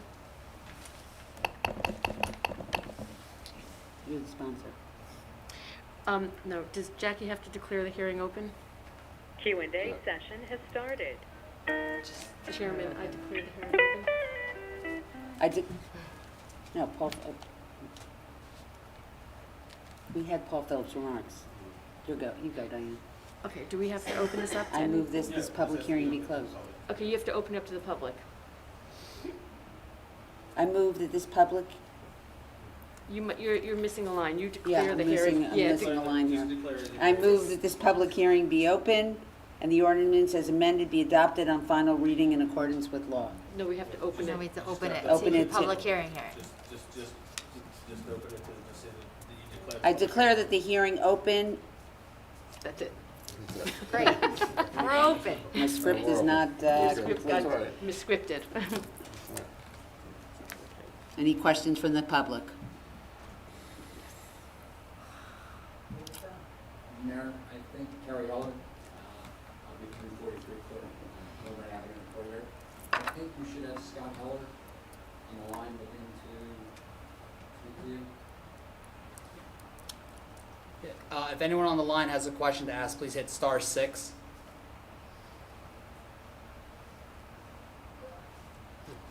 just got the shivers. It's freezing in here. Everybody, I think he sent you all a letter. I think he wanted to read that into the record, being that either town council or administrator or township committee has acknowledged that letter tonight. I think he is looking to read that into the record unless you instead want to acknowledge it as being in the record. We're happy to put it into the public domain. I will acknowledge that I received a letter from Attorney Scott Heller. I did too. Do you want to read it for him? I can read it for him if he can't. If that's okay, Mayor? Yeah. No, I can do it on my phone. Oh, do you want to just take that? Don't stay in my place. Tell me what you got. Q&A session is over. We were emailing, so you must be having technical difficulties. I participated in the planning board process with Mr. Phillips and with the planning board. Scott, my brother, attorney at law, another law firm as well, who could attend tonight, and I'm comfortable with this manner of presenting our argument, which is why the letter which I'm to read is here, is in mass, distantly, attorney not here, planner not here. We don't feel that our questions or answers or dialogue is the appropriate place to do that, but nevertheless, to put his letter into the record, then I have an awful lot of questions for Paul, from Mr. Phillips. This is addressed yesterday on the 13th of July to the mayor and members of the township committee by Scott Heller. I'm writing to you on behalf of Millburn Courtyard Associates, LLC, the owner of the Millburn Courtyard property at 343 Millburn Avenue. As you know, our property is in the heart of the Millburn downtown, an area that even prior to COVID-19 pandemic was not thriving. We understand that the township is in the midst of commissioning a study of the entire downtown with the goal of improving the area for merchant shoppers, property owners, office tenants, and residents. Given this contemplated study, it is gregariously premature to consider rezoning block 1211, Wells Fargo, lots 1 and 7, 2 lots, at this time via the proposed ordinance 2557-20, the ordinance, scheduled for a public hearing tonight. Given the prominent location of the property at the gateway and entrance to the downtown, it should not be considered for rezoning with bulk and design standards tailored exclusively to it until after such time as an overall downtown study is completed. Considering a rezoning of the property in such a piecemeal fashion is akin, and we'll repeat this, in a piecemeal fashion is akin to spot zoning and related laws and is otherwise a mistake. Further, holding a public hearing on July 14th on the adoption of an ordinance during the midst of the COVID-19 crisis raises issues of fairness and due process. The notice of hearing published in the item advises that masks and social distancing will be required at the hearing. It further advises that there may be occupancy limits. Whether it's the wording of the public notice or health concerns that dissuade those who might have otherwise wanted to attend and participate at this hearing or any other matter on this meeting, the notice proceeds to advise that members of the public can fully participate in the meeting by calling in by telephone. While the hearing might be viewable on Zoom, apparently not, or other video stream, apparently not, the notice does not give any information on this. Conducting a public hearing on the ordinance telephonically is not an adequate method of handling this important matter of township business, one that may have a significant long-term effect on all members of the Millburn community. Public bodies who conduct meetings virtually, including via telephone due to the ongoing state of emergency, or to limit to the extent practicable public businesses conducted at that meeting to matters necessary for the continuing operation of government and that relate to the applicable emergency declaration. This requirement is to protect the public so that it is afforded every opportunity to meaningfully participate live during public hearings. The public hearing on the ordinance is certainly not necessary for the continuing operation of government, nor relates to an emergency declaration. Conversely, it is certainly practicable to delay a public hearing on the ordinance, especially given the contemplated downtown study referenced above. There are also logistic concerns that adversely impact the public's due process rights. Presumably, photographs, boards, and plans, apparently not, will be shown to be reviewed by the committee and to those attending in person. Those plans and documents will not be visible to those participating electronically in the public hearing, nor, speaking, nor here. Nor will one be able to see the witness presenting these plans and documents. These technological limitations call the fairness of the hearing into question. I'm just about that. Moreover, these members of the public... They can't hear you on the YouTube. It's just letting you know it's so quiet. I hear you. It's in the record.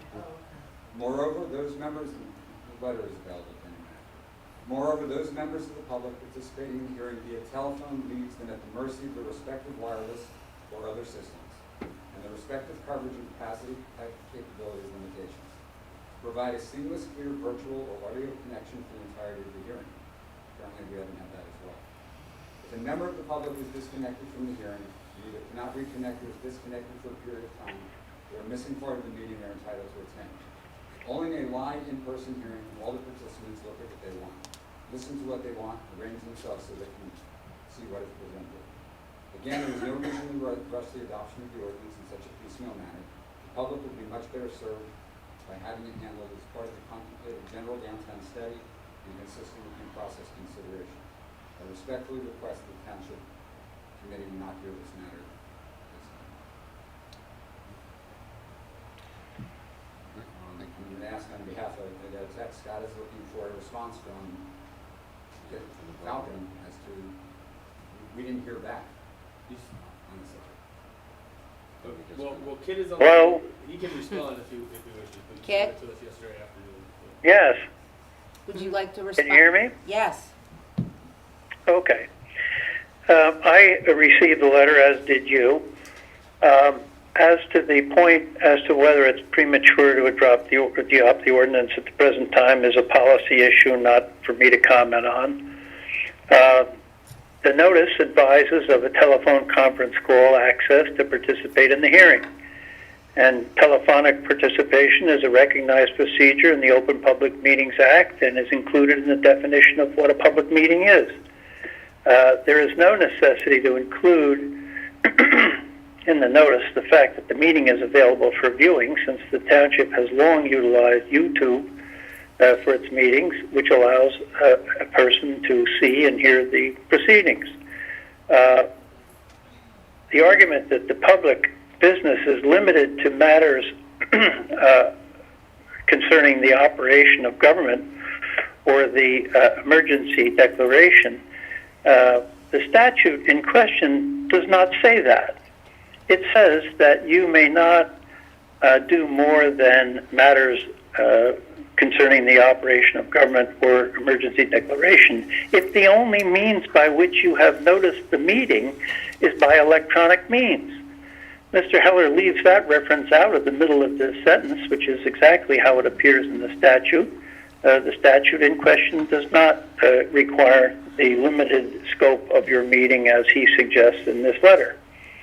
The hearing on the ordinance includes no plans, drawings, or photographs that anybody needs to look at, and that a member of the public might miss part of the meeting because their wireless equipment goes out is not really the responsibility of the township. The capability of the recipient's equipment is not something under your control. You have made adequate provision for participation through recognized means, and I think that the arguments made by Mr. Heller really don't augur well in terms of your ability to hold this meeting. Thank you. If I may, if Scott is not on, I'd like to respond. Scott's letter comes from himself in creating that which is in many other communities ongoing currently in the state of New Jersey.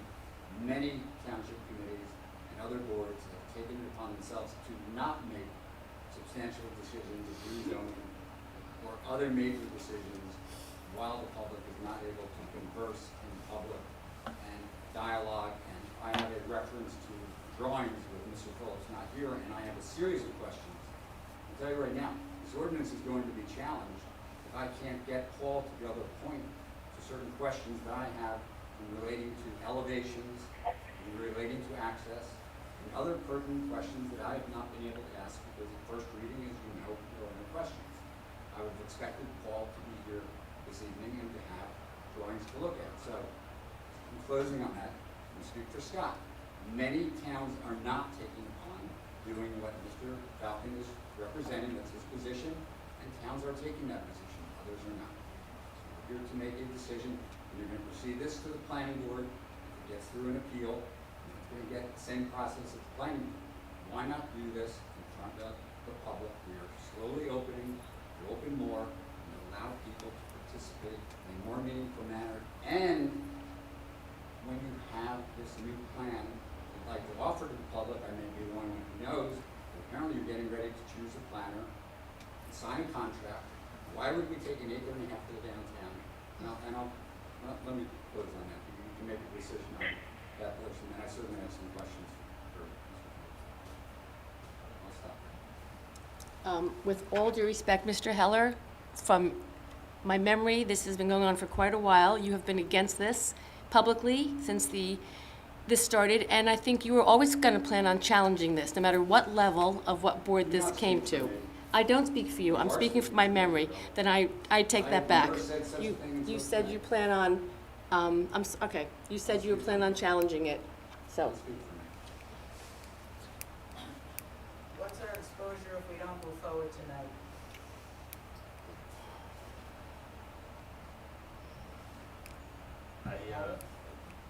Well, can Paul respond to some of Carrie's questions? Well, I think, yeah, if Carrie still has the He didn't floor, ask. then let's let Carrie, ask his questions. Paul, you there? I'm here. Great. So Carrie's going to ask you a few questions.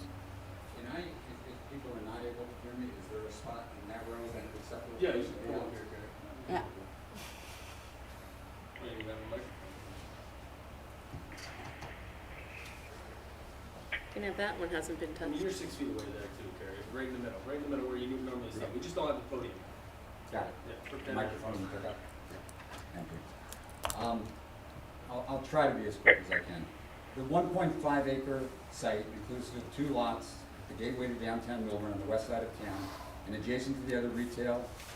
And currently, there are several stores next to between Spring Street and this site. And it currently has a former bank, a drive-through and offices upstairs, a large parking lot, and it's contemplated to be 53 apartments and approximately 3,000 square feet of B4 permitted commercial use. It also includes 3 stories on Millburn Avenue and 2 stories on Essex Street facing the firehouse, police station, and railroad behind it. The apartments are larger units and not studios. Millburn has many 3- and 4-story buildings. I have a question on it. The property has an elevation change from Essex Street to Millburn Avenue. The project has 2 floors on the higher elevation of Essex facing the firehouse and police station. The same height with 3 floors, same height top of the building, faces the homes on Millburn Avenue. How does this make sense when on the commercial side, police department, fire department side, homes on hills throughout Millburn are on higher ground? I'll ask the name Short Hills, the Wyoming section. To Mr. Phillips, Paul, why are we limiting this to 2 floors on Essex Street?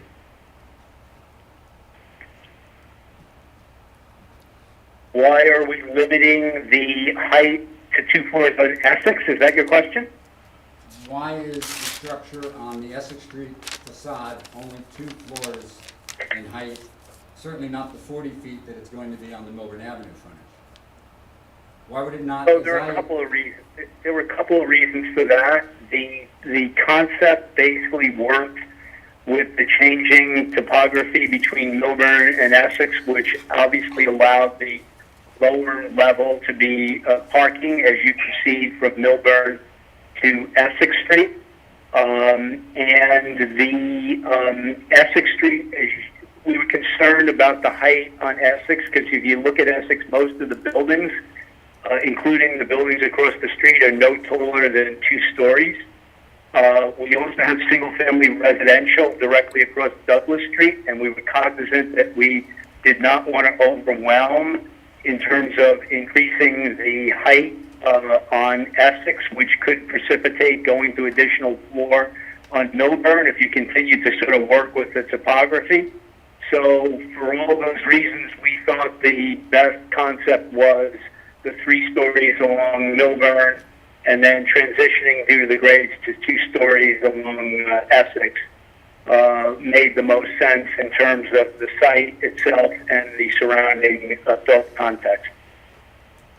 The 3-story buildings on Millburn Avenue at 40 feet are towering then over the houses across the street. Well, there's a transition. Obviously, it's 3 stories on Millburn, but if you go from Millburn toward Essex, for example, along the Douglas frontage, there's a transition from 3 to 2 stories as you go towards the municipal facilities in the rear and the residential directly across the street. We thought that was a better relationship in terms of the height in order to afford as much sort of land use protection to the residences directly across the street than rather have it be 3 stories or a transition from 4 stories to 3 stories, which we thought, given the mass of the building, would be too much for that site. So having 2 stories face the police department and fire department is better than a 3-story building facing residential properties across the street. That's how I'm understanding that. Are you, when you say facing residential, are you saying Douglas? No, Millburn Avenue. You're going to have. Well, right now you could build 40 feet and 3 stories on that site under the existing zoning. We're not doing anything more egregious than what you could build now. I'm not disagreeing with that. I'm advocating for more density, more height, and why Essex Street, if you want to say the little house in the prairie once upon a time was a cabin, then there was a 2-story, and then there was a 3-story, and then there were taller buildings. I think on the Essex Street, based upon setbacks from Millburn Avenue and fire department, police department, and the train across the street, why we don't have greater density to allow for, and it's going to tie later into affordable housing and other issues. I don't believe the site is, council, is tall enough. dense So enough. can we agree to disagree on this? Because it's my professional opinion that doing either 4 stories or a 4 to 3 story transition, given the mass of the building and the proximity of residential, and particularly across Douglas, as well as the low-rise single family directly across Millburn Avenue, that the 3-story limitation transitioning to 2 made the most sense for that site. Notwithstanding the downtown location, notwithstanding the affordable housing issue, this is literally on the extreme fringe as the CBD transitions from largely commercial to an area where it already, in the 2 frontages, Douglas and Millburn, up on the opposite side of the street, is already basically single family. So with all that taken into consideration, we think we have the right mix of height and density. So we'll just have to disagree on that. All right, we can agree to disagree on that, but let me then jump. Wasn't expecting to go here.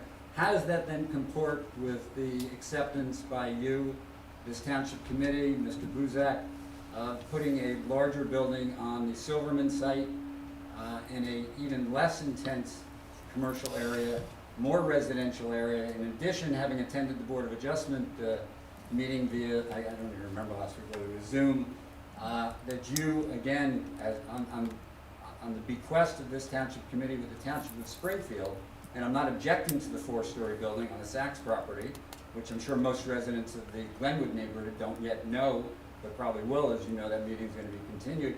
How does that work as a 4-story building on that site? How does the Silverman building, which you guys are advocating 3- and 4-story on that site, yet we're getting 2- and 3-story in the downtown of downtown Millburn? So I'm not going to rehash that debate, but I will say 2 things in that regard, which I think I can't say in the context of this meeting, and to try and be responsive to your question. Number 1, that was a builder's remedy litigation, and we were in a different position with the developer as opposed to where we are with this particular developer. But perhaps even more importantly, if you understand the context of that site, right, there wasn't a single-family house, right, within 200 feet of that property. So that we could afford to do the transition, given the topography change in that property, from 3 to 4 stories. You had garden apartments across the street, you had commercial basically along Chatham, and you had garden apartments further down Woodland, and basically you had an intervening, heavily landscaped municipal land to the closest single-family residential. So it was our opinion, again, in the context of a builder's remedy litigation, that property could support the transition from 3 to 4 stories, unlike this site when there's single-family residential literally across Douglas and literally across Millburn Avenue. I think we'll agree to disagree. We'll leave it at that. If I may then, going back to the former Wells Fargo building, why is there only 3,000 square feet of, and I'll ask you about the B4 ordinance in a little bit, but why are we only putting 3,000 square feet on the first floor there in the B4 business district when separate from your Silverman reference and want to call that a forced settlement? Why are we allowing it? Was really never challenged, was really never taken up at this township committee. Why are we allowing a 10,000 square foot medical building on Chatham Road? And only 4,000? Carrie, we're not here to talk about Woodland Why are we Road. only We're not allowing- here to talk about Woodland Why are Road. we We only are allowing focused 3,000 on square this feet ordinance. of commercial space on this Carrie, Woodland Road is a different issue. It was different owners. Why are we only allowing 3,000 square feet on this site? So I think I'll try and answer that, Mayor. Yes, please. So if you look at the express language of the ordinance, there's a minimum of 3,000 square feet. It doesn't preclude the developer from doing more than 3,000 square feet. But the reason it's a minimum of 3,000 is if you look at the parameters of the property and you kind of understand the development concept, there's not a ton of frontage on Millburn Avenue, and part of it at the extreme corner at Douglas and Millburn is the main entrance, or will be the main entrance to the residential, so it's going to carry that corner. So you're going to have lobby, right, carrying a portion of the Millburn Avenue frontage. You also have a vehicular access point along Millburn Avenue, so you have that intervening the frontage. So all of a sudden, you don't have that much room on Millburn Avenue to do any kind of ground floor commercial retail. You may be able to get more than 3,000, but again, based on that context and those parameters, 3,000 was the very least that we wanted to see there and would require the developer to do that. And that's why the minimum of 3,000 was established. Well, they're putting amenity space and other things on the first floor, including parking. It can go deeper than that. I'll leave that rested as well. Paul, you referenced at the planning board, I think you called the site, I'm quoting you, I think, an outlier piece of property to the downtown. When does something become an entry, a gateway? If you take this one away, do the neighboring properties to the east, retail properties, do they then become outliers as well? Certainly not in the same sense, as this is really on the extreme edge of the central business district, and as I said before, in an area that already is beginning to transition from commercial to single-family residential. As you go further on Millburn Avenue back east towards the intersection of Main Street, you don't have that same context. So I wouldn't say that any other properties along Millburn Avenue are strikingly similar in terms of this. And I think that's what was meant. If I did, and I don't recall that I used the word outlier, if I did, that's the context that I would have used to describe it that way. Can you confirm to me that in the ordinance on paragraph G3, page 3, that regardless of the size of the unit, the residential unit, there's 1.75 car parking per unit? So we wanted to at least acknowledge in the ordinance that a couple of things. Number one is that this property is within a quarter mile of a major transit stop. Number one, it has an affordability component. Number two, all of these have to do with the issue of car ownership and what should be the required number of parking spaces. And number three, as stated in the ordinance, the market rate units are limited to 1 and 2 bedrooms, no 3-bedroom market rate units.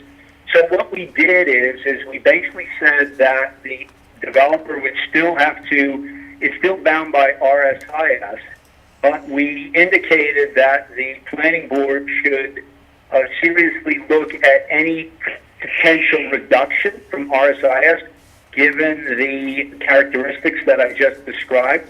But in no event do we think that the parking standard for the residential be less than, I think we had, if I'm not mistaken, 1.75 spaces per unit. So we wanted to provide some cushion that if the applicant could come in and argue that it doesn't need to meet RSIS given the location, the planning board can entertain that, although they're not bound by that. I think you're missing the intent of my question. Why would a 1-bedroom need the 1.75? Why would the 2-bedroom need the 1.75? It's typically based upon, as you certainly know, bedrooms, not based upon units. You have units.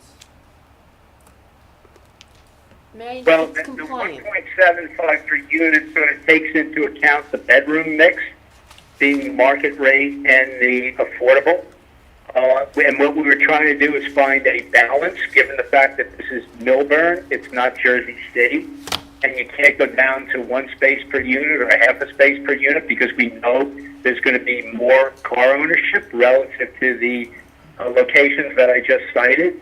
So we basically thought the 1.75 would achieve that balance. We didn't want to go below that, given the fact that, again, this is a Millburn location. We're balancing basically the intended tenants, the prospective rents there, with the fact that it is sort of transit.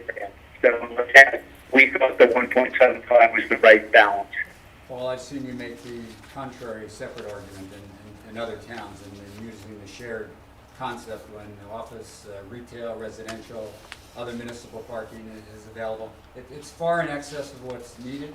But- Again, my larger, if I may. This isn't a shared parking issue. This is an issue of what's the right parking ratio for the residential component, understanding that there's a balance between the needs of what the marketplace is going to demand in terms of how much parking the market rate units in particular are going to require, with the fact that you're close to transit and you can reduce the RSIS standard. And again, all I can say is this is a Millburn location. It's not a Jersey City or a Hoboken location where you can go much below 1 3/4 or 1.5 per unit. That is my professional opinion on this, and that's why the ordinance reads as it does. We're not a transit village as of yet, are we? Not officially or technically, we're not calling it that, no, and we're not. And the transit villages give a much greater credit toward not meeting either the RSIS standards or the 1.75, whether it's Summit, Millburn, Morristown, Bloomfield, Montclair. Yeah, and it's all location specific, as you know. And in other locations, you might be able to go lower. You might be able to go to 1.5 or 1.25.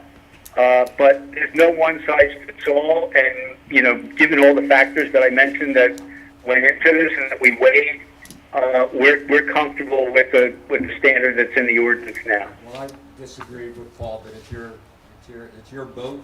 My larger point is it would make for more square footage for commercial space.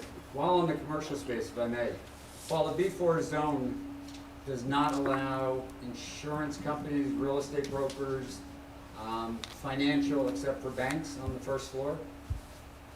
So this first floor space has to be all those uses that are currently as defined in the B4 zone?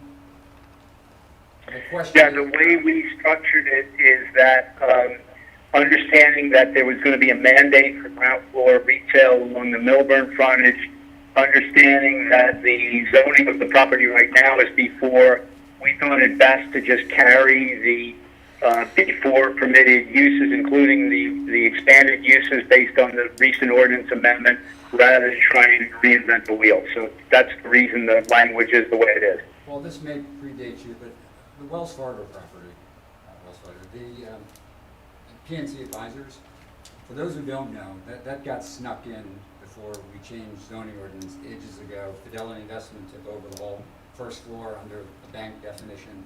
PNC Advisors is supposed to, and if anybody's been in there, you can tell me, it's supposed to have a teller window. It's supposed to be a bank, but it's really not a bank, it's their wealth management. So we have the ability here, there's all sorts of financial that are not banks, in Summit that are paying enormous rent, high ceiling space, Can I gorgeous ask how this is view. pertinent to moving on? I'm sorry to interrupt, Mayor, but, it's supposed to be Yeah, well, a why don't limit. that'll be a further question. No, this is part of your ordinance. Why would we not allow on first floor, on a property, if Paul wants to consider this as planner of the township committee, as either an outlier or a property that's not primed for retail? Despite Ms. Eagle's comment, I've never suggested that it should be retail. I suggested that it should be commercial on the first floor. In fact, your first read when Paul came here, well, you may correct me, but the plan, when you came out of the planning board, it was going to be residential. And you came to the last time to the township committee, and you came with the change that it was going to be with the developer and yourself to change it to commercial. I'm just suggesting the commercial definition should include and allow, as the B4 ordinance does, newspapers and some other small uses. We should encourage a financial institution who wants to come in. If there's a hedge fund out of Summit, out of Millburn, right now. I'm understanding you correctly, and I may not be, so I apologize if I'm not. But are you suggesting that the list of permitted uses for this retail go over and above what's now presently permitted as a principal or conditional use in the B4? As either a principal. Because we just carried the B4, and if you're suggesting that, I don't know if you are or you're not, but if you are, it would be my recommendation to the township committee to entertain that one way or another, not simply as part of this particular site, but in the context of the entirety of the B4 district. if I may, yes, that is my suggestion as to the second well, part of the- what you said, Paul, as you may be familiar in Montclair. The core part of Montclair downtown, you have to have more retail, not service businesses, and as you get further to the outreaches below Lackawanna or above Valley, you can do exactly what you said. But yes, that is something that we should consider as well, but at least for the purpose of this ordinance, why preclude this piece of property from being, financial, real estate brokers, Sotheby's, whoever may want to come downtown? Because we didn't want to reinvent the wheel and start introducing things that were different from the current before. If the township committee thinks it's valid to entertain, as you suggest, additional uses on the ground floor, as you suggest, I think it should be done on a B4 district-wide basis. And if that's the case, and any changes are made, the way this ordinance is worded, it would also carry over to this ordinance. So that's an issue that if the township committee wants to look into it or wants to ask me to look into it, I'm happy to do that, but that should be district-wide as opposed to this site. And if it is district-wide, it's going to carry to this site and this zone anyway.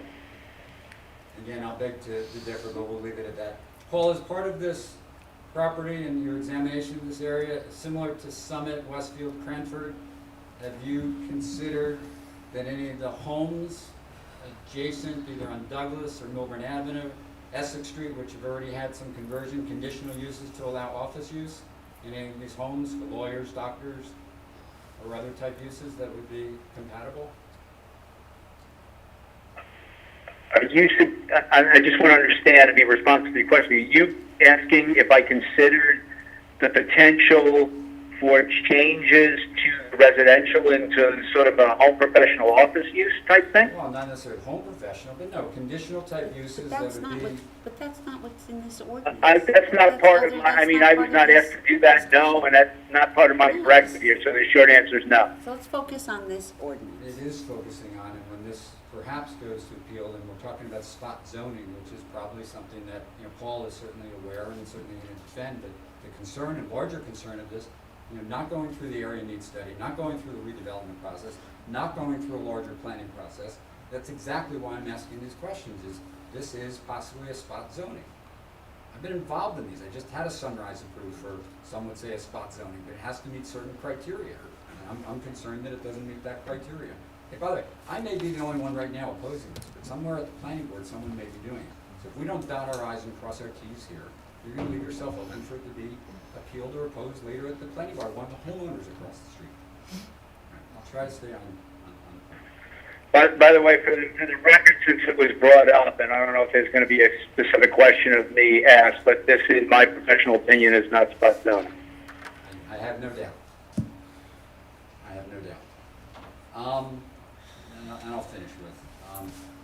So Millburn, I think, needs to plan its downtown and not shrink it. Zoning changes that may push office and service businesses from core first floor downtown, which goes to what Paul was just saying. Paul, you took my thunder away. That probably, to consider at some later date, just bear with me a few seconds on this point here, that perhaps on this property and anything west of Spring, east of Holmes, in that area, perhaps should be considered to be a non-retail type zones and allow other type uses on the first floor. Hey, I'm benefiting on the second floor. I've got an Edward Jones that wasn't allowed to go on first floor, an Allstate Insurance that wasn't allowed to go on first floor. I'm here to be on behalf of all, and that's the larger point of this. I have no reason to oppose this other than for the best of the community. Rich, I'm happy to. I have one closing and then. Yeah, okay, ask your phone and close, and then I have one question. The larger point is why do any of these reasons stated previously? The project is not dense enough with enough commercial space and height. There's too little, obviously, commercial space. The plan is not consistent with an unapproved affordable housing plan, which is one of my larger plans. It's 8 affordable housing units. This is de minimis. We do not have a plan that's approved by the state. This is small. We don't know whether it's going to be 1,000 units. We put in for smaller amount. Paul put in all our parking lots as improved properties that are not part of our plan.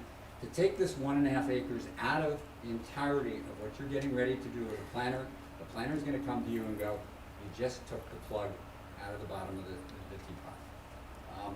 In finishing, a new study or redevelopment vision plan. I think this is going to tie into some people who have bigger concerns about the SID. Taking 1.5 acres from the downtown before we digest that very expensive project. We did a complete streets plan, and pretty much everybody up here in front of me was not for the end result.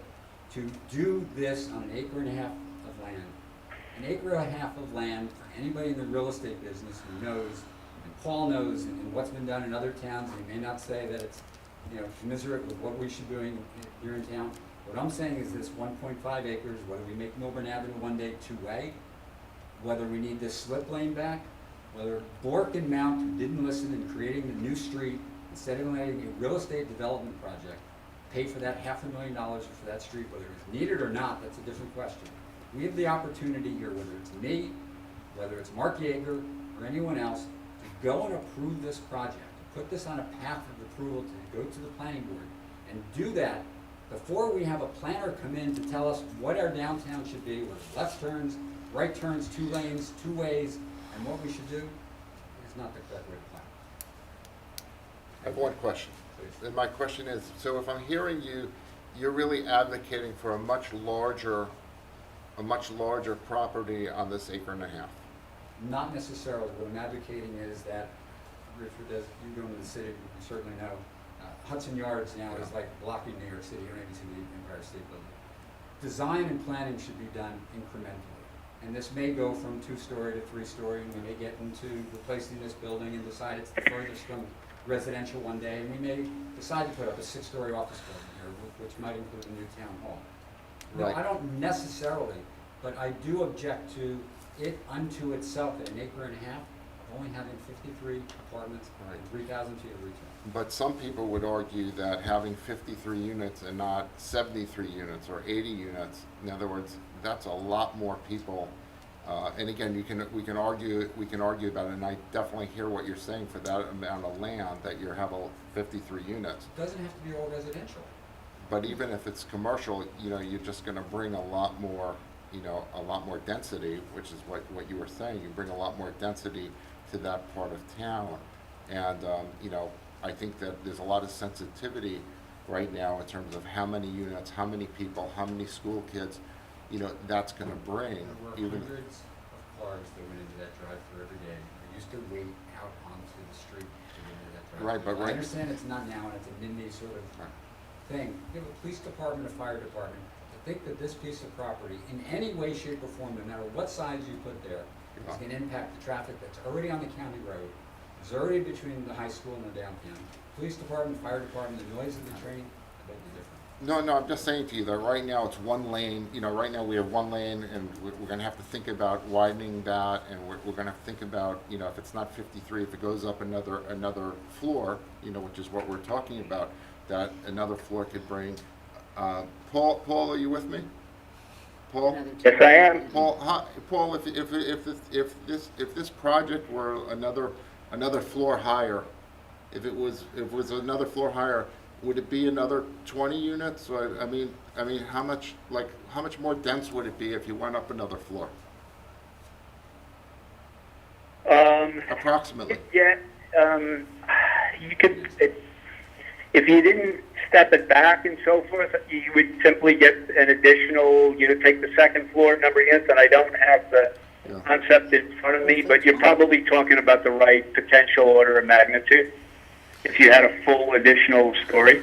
So, 15,000 square feet approximately. But I'm just saying, there are a lot of people that might feel the opposite, that they're worried about too much density, more people, more cars. Planning board is not a planning body. It's an approval, disapproving body. Right. You at the township committee, or me standing here for that matter, you're about to engage a planner.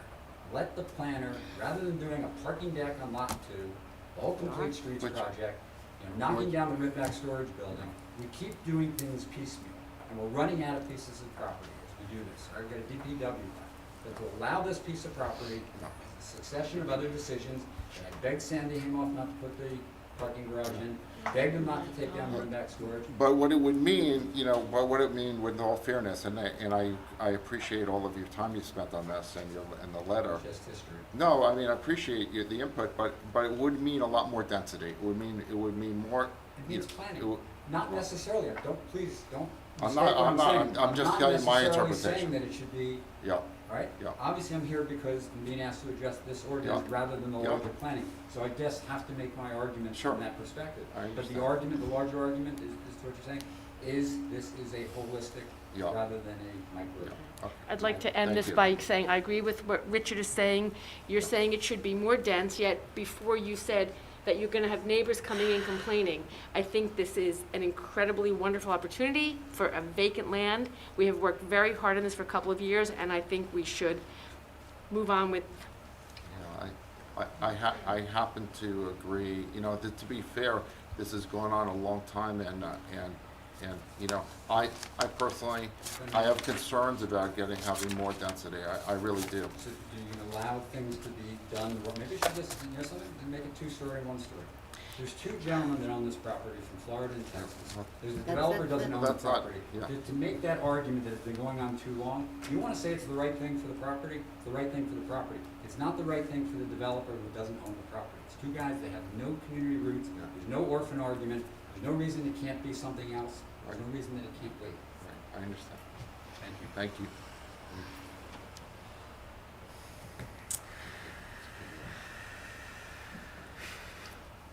I move that the public hearing be closed and the ordinance as amended be adopted on the final reading in accordance with the law. second, Roll call. Ms. Burstein? Yes. Ms. Prupus? No. That was a no? That was a no. Thank you. Ms. Eglo? yes. Mr. Wasserman? Yes. Mayor Lieberberg? Yes. Thank you.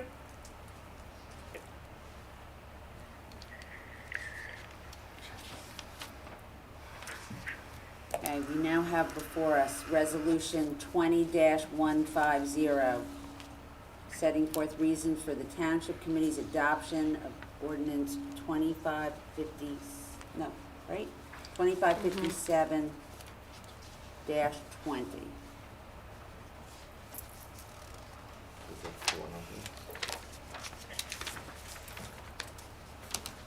Yeah, this is a little confusing. It's a little confusing, right?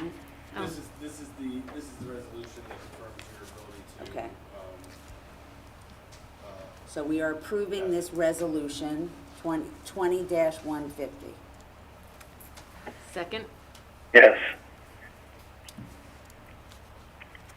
Roll call, please. Now, someone has to move it. oh, Diane, move I'll it. move I it. moved it, You have to second. Second. sorry. Roll call, please. Ms. Burstein? Yes. Ms. Prupus? No. Ms. Eglo? Yes. Mr. Wasserman? Yes. Mayor Lieberberg? Yes.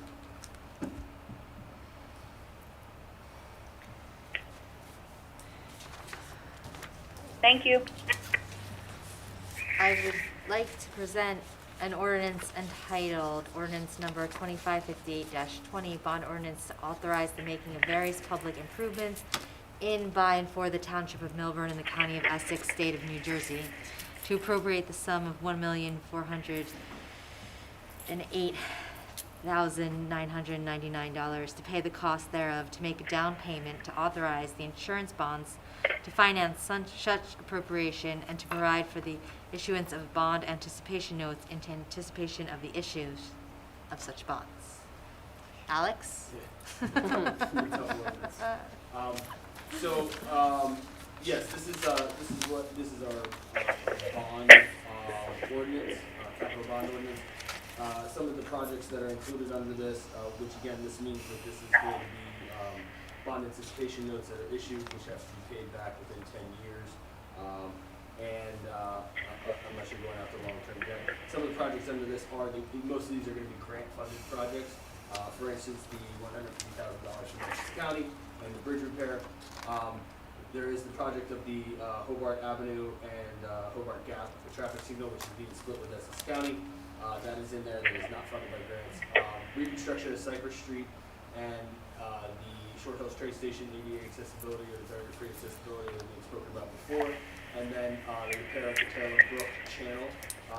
Again, the township has many concrete flumes throughout, which are falling into disrepair, I guess, after the 50 years that they've been in place now. And we are finding ourselves in a position that we need to start fixing things for public safety and health and all that. So that's in there as well. I move that this ordinance be taken up and passed on first reading, and that the township clerk be authorized to have the ordinance published in accordance with law in the item and for hearing and final passage on Tuesday, August 11th, 2020. May I have a second? Second. Roll call, please. Ms. Burstein? Before I answer, I'm going to ask everybody to please speak up because it's really hard to hear you. Yes. Ms. Prupus? Yes. Ms. Saul-Eglo? Yes. Mr. Wasserman? Yes. Mayor Lieberberg? Yes. Thank you. Okay. I would like to present an ordinance entitled 2559-20, Capital Ordinance of the Township of Millburn in the County of Essex, New Jersey, authorizing the making of various public improvements and acquisitions in, by, and for the township, appropriating therefore the sum of $1,222,000, and providing that such sum appropriated should be raised from the capital improvement fund of the township. And some things in here are something the fire department have been asking for, the systems equipment consisting of a traffic signal control at $465,000. Department of Public Works, a street sweeper, recreation, redoing the, putting playground equipment in Taylor Park, yay. And resurfacing tennis courts at Slayton Field, $68,000. General improvements to various public buildings, $50,000. Engineering for resurfacing, seal coating various roads, $250,000. And the police department undertaking various interior improvements to police headquarters, things they need, $269,000. Yeah. And Alex, anything you want to add to that? I'll just expound on a couple points. One is that the engineering department, what we've done, and so this ordinance is actually a reduction from where we would normally be as a result of the situation that we're in. It was originally meant to be a $1.7 million issue, but what we've done is we've pulled back on seal coating, which is something that we normally do each August. And because we just finished the study from IMS that has basically driven around the entire township, taken pictures and other photographs and indications of the roadway surface, and now we're able to make data-driven decisions about where we're going to pave, provide micropaving, things like that. We've pulled back up on micropaving for this year so that we can cycle it back into 2021, start that process in July, and not run into the school year like we have in the past, even though, this year, obviously things are a lot different, but that's some of it. And then also just to clarify, under the fire department, they are requesting a preemptive system. However, under that is also a partial payment on a new fire engine. And will they be selling what they're replacing a fire engine? Yes. Everything has to be sold. We have to make an attempt to sell government property twice. If it's not sold, then we have the ability to give it to another government entity or something like that. Okay, so how much is the signal system equipment? $100,000. Okay, so that's come down in price. Nice. Could you kind of review the police department expenditures, please? Sure. So the police department, they have various sort of just normal interior renovations that need to be completed. Carpeting, painting, windows. They also have locker rooms. Their locker rooms are in disrepair. This building was built in 1972. However, you know, they don't make them like they used to type of thing. This was built in 1906. That building has had its issues. And it's a 24/7 building, so it gets a lot of wear and tear. This ordinance addresses a lot of that stuff from an aesthetic or sort of superficial point of view. It also, they're getting some additional equipment in terms of information technology.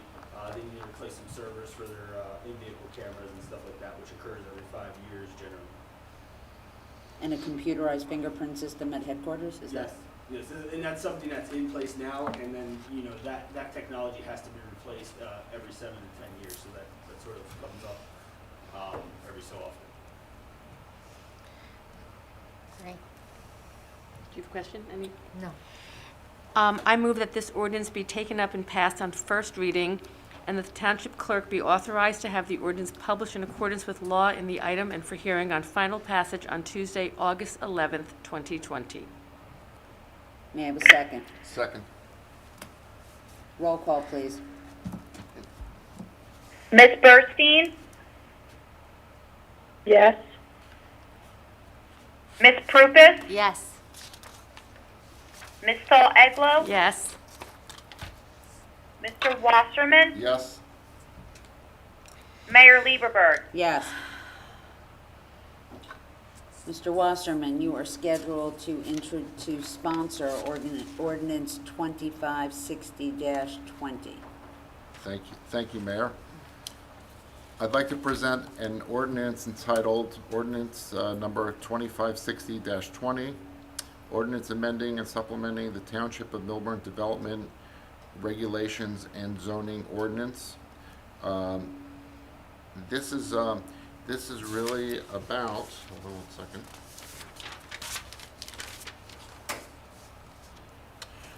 This is about eliminating outdated and onerous regulations that present barriers for many of our food establishments.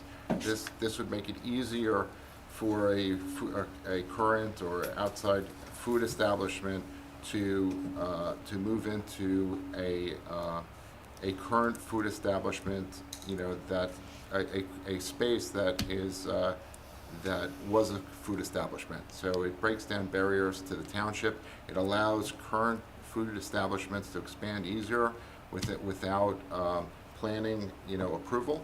And this is a barrier to entry to our township. It's onerous, it's outdated, and I think that we have to keep, you know, bringing down, you know, regulations that don't make sense.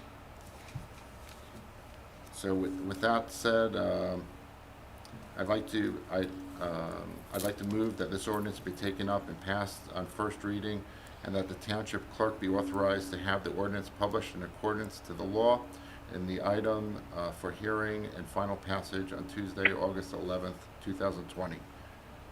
May I have a second? Second. Roll call, please. Ms. Burstein, Yes. Ms. Prupus, Yes. Ms. Saul Eglow, Yes. Mr. Wasserman, Yes. Mayor Lieberberg. Yes. Thank you. I'm scheduled to introduce ordinance 2561-20. This ordinance to amend and reinstate in its entirety ordinance 12-92 of the ordinance of the Township of Millburn entitled an ordinance creating a special improvement district within the Township of Millburn and designating a district management corporation. The purpose of this ordinance is to substantially revise and update ordinance 12-92, redefine the boundaries of Millburn Special Improvement District, designate a new district management corporation with new guidelines and restrictions, establish an advisory board, and establish a DMC that shall have the purpose of encouraging the economic development of the Township Special Improvement District.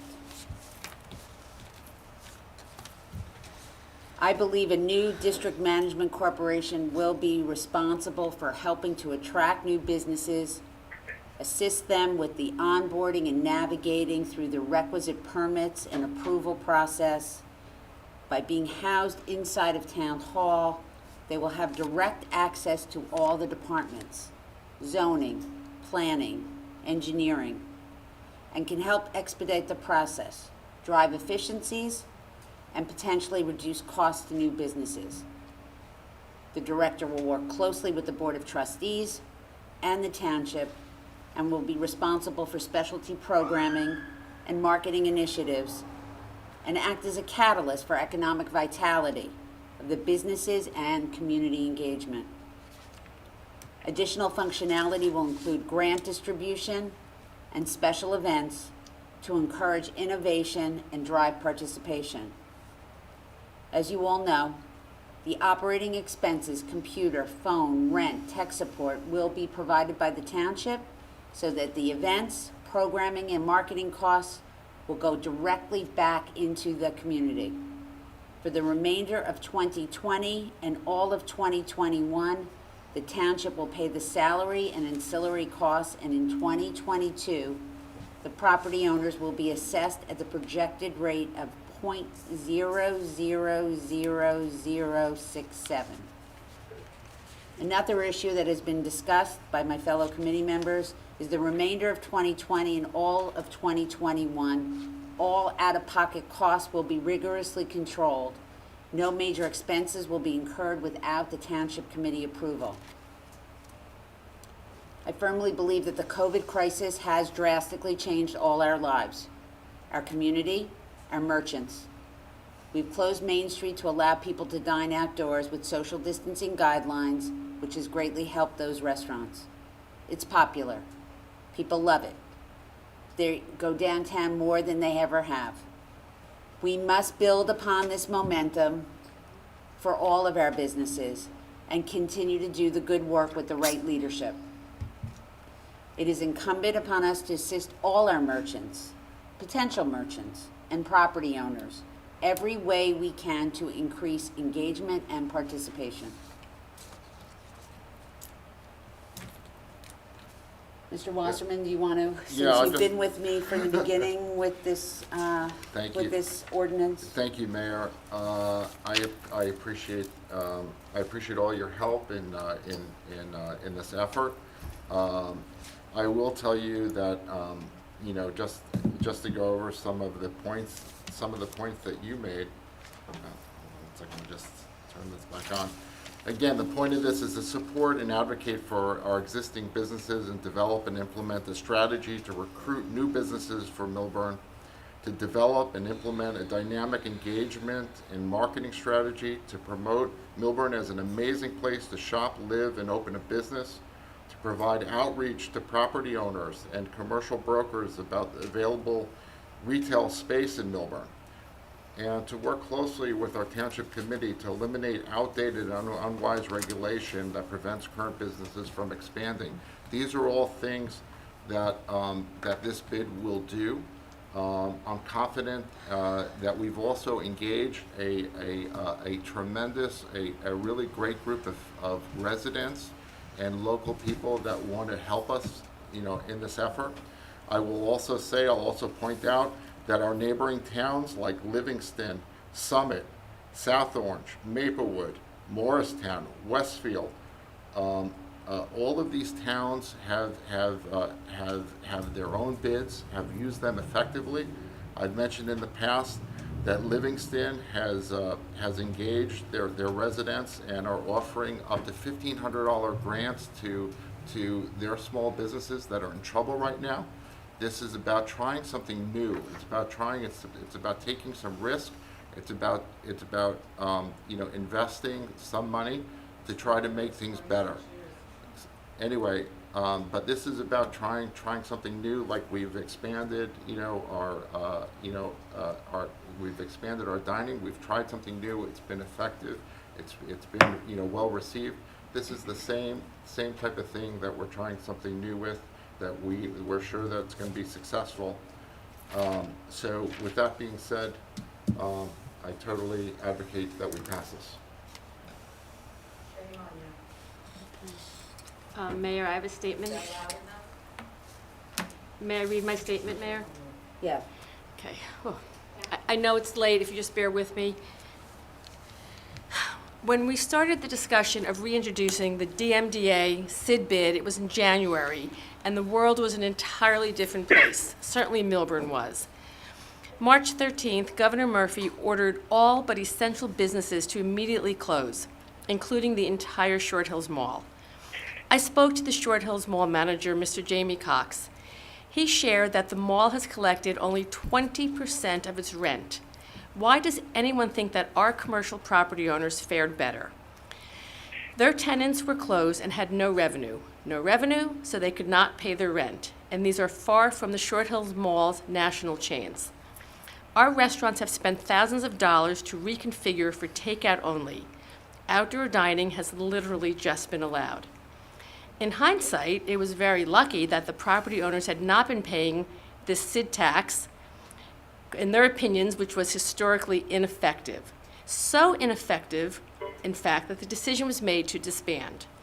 And may I add, in hindsight, it was quite lucky that I was not that fourth vote to bond a few $1 million to undo Complete Streets, because the merchants told me then that they could not survive construction. And as Committeeman Wasserman said, we will now be using Complete Streets as it was intended.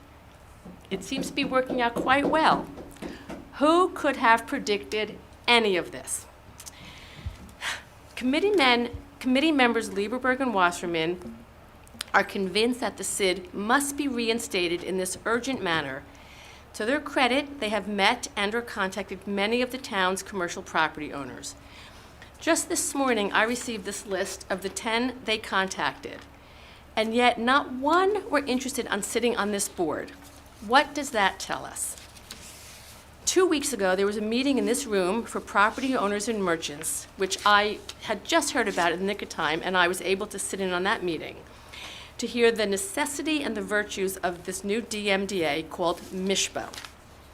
Few merchants were there who were not property owners. I think it was just Live Bread might have been the only merchant who's not a property owner here. He didn't even, oh, I'm sorry, yes. Okay. Nor were the property owners in the room showing overwhelming, if any, support for this new tax. Even though they can, by law, pass this tax on to their tenants, the same tenants who have not been able to pay their rent. When this was all first introduced, there was an outcry from the commercial property owners completely against this. So to quell their concerns, it was decided that the township would pay the executive director's salary for the first year. This seemed like a reasonable solution. Proposed to be a one-year temporary solution. The salary is estimated between $85,000 and $100,000. Yes, another unknown. Then at that very meeting, to my complete surprise, Committeeman Wasserman announced that the township would also pay for any events that MISHBO organized, up to the $206,000 current SID assessment. Now the township is on the hook for almost $250,000 of tax dollars. I was under the impression that the executive director was to start in 2021, meaning the township would be paying only the director's salary for 1 year. Now the mayor has said this is so urgent, and when we spoke last week, not only was this being introduced tonight for first read, it will be brought to the Township Committee for final adoption at the next meeting on August 11th, not leaving the usual and customary public meeting in between first read and adoption for public comment. So they can hire an executive director ASAP. So the township will be paying this year's executive director's salary, whatever that would be for the remainder of 2020, plus 2021's entire salary, and cover the cost of whatever events may happen. Another complete unknown. I cannot support this ordinance because I cannot support the process. Also because there is no support from the business community who will be eventually paying this tax. The parameters, the wording of the ordinance, and the cost keeps changing. Every time I see the draft of the ordinance, it has changed. History tells us this has not been an effective organization, and now, of all times, we're choosing to introduce a new tax. Tonight, we have passed bonds for work and repairs around town for over $2 million and approved the hiring of 5 new police officers. I don't know if they'll also need new vehicles. We do not know if we will have to raise taxes next year, and if the Short Hills Mall will ask for a tax re-evaluation. And we have spent in 3 years $250,000 on affordable housing attorney lawsuits, and that is still open because we're being sued by a group of our very own residents, who, by the way, more taxes on our lawyers will pay against that. Lastly, I heard this tonight, Committeewoman member Taris Prupris is a merchant in the downtown. When she was running, it was asked if this would present any conflicts having a merchant on the TC. Kit can tell us at the end when I'm done. I believe it was determined that as long as she was not voting on anything that would be seen as a conflict, such as voting on an issue that directly affects her business, there would not be a problem. Well, this absolutely directly affects her business. Green Nectar, now Green Market, presents that conflict. The CID's mission is to attract shoppers and market our businesses. I believe it is only prudent and mandatory that committee member Prupis recuse herself from speaking to and voting on this ordinance. Seeing that committee member Prupis has a direct financial benefit, if this CID goes through, the benefit and the conflict is that she will receive a benefit to attract shoppers to her place of business. I believe, Jackie, your heart is in the right place. We all want Millburn to succeed. It's just the wrong time. Lastly, I speak to contractors, merchants, property owners. The problem is the application process, getting through our boards. We have to tackle the problem at the root, which is getting through the application process. We're starting with our sign ordinances, we're starting with the resident, but this is where the problem lies. We can have, I'm going to call this the magic person, executive director. I don't know how many people are looking to open businesses right now. Who's going to be looking to open businesses in the next year or two? We'll be lucky if we keep our businesses. But whoever is found, if they can't get through the application process, which is so onerous and so out of date, it doesn't matter. So I will not accept this ordinance at this time, and I will hope that Kit will help us to understand if Committeewoman Prupis has a direct conflict of financial benefit to speaking to and passing this ordinance. That is my statement. I will May I make speak? Yes, please. Oh, I'm done. sorry, Diane, I did let you finish. No, I just wanted to say I'll make sure there's no typos, and I will give this to the clerk tomorrow. Go ahead, Ms. Committeewoman Bursey, I'm sorry. Well, Mayor, may I speak? I don't. Yes. Hard for me to tell what's going on here. Yes? Okay. Yes. So I also cannot support this ordinance for a number of reasons. One, although you refer to COVID as a reason to do it, I look at COVID as a reason not to do it. We have merchants who are suffering, and whether or not they manage to make it through the year or two, God, I only hope that they do.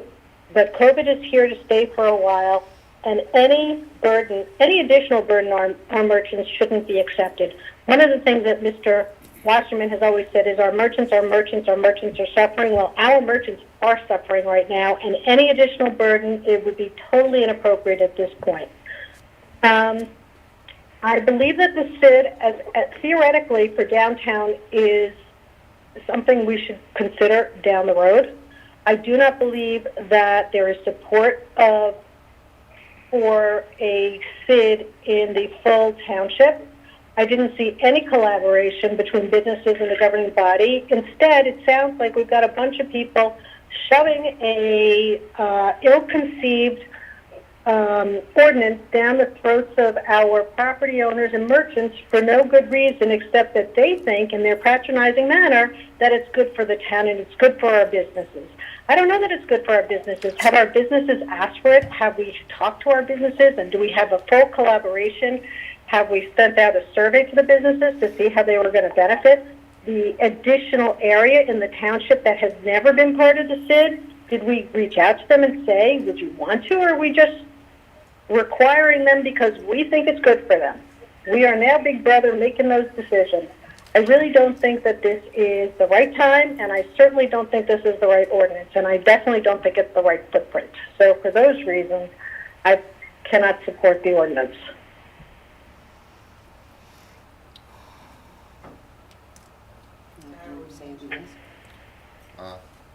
No, I think we should.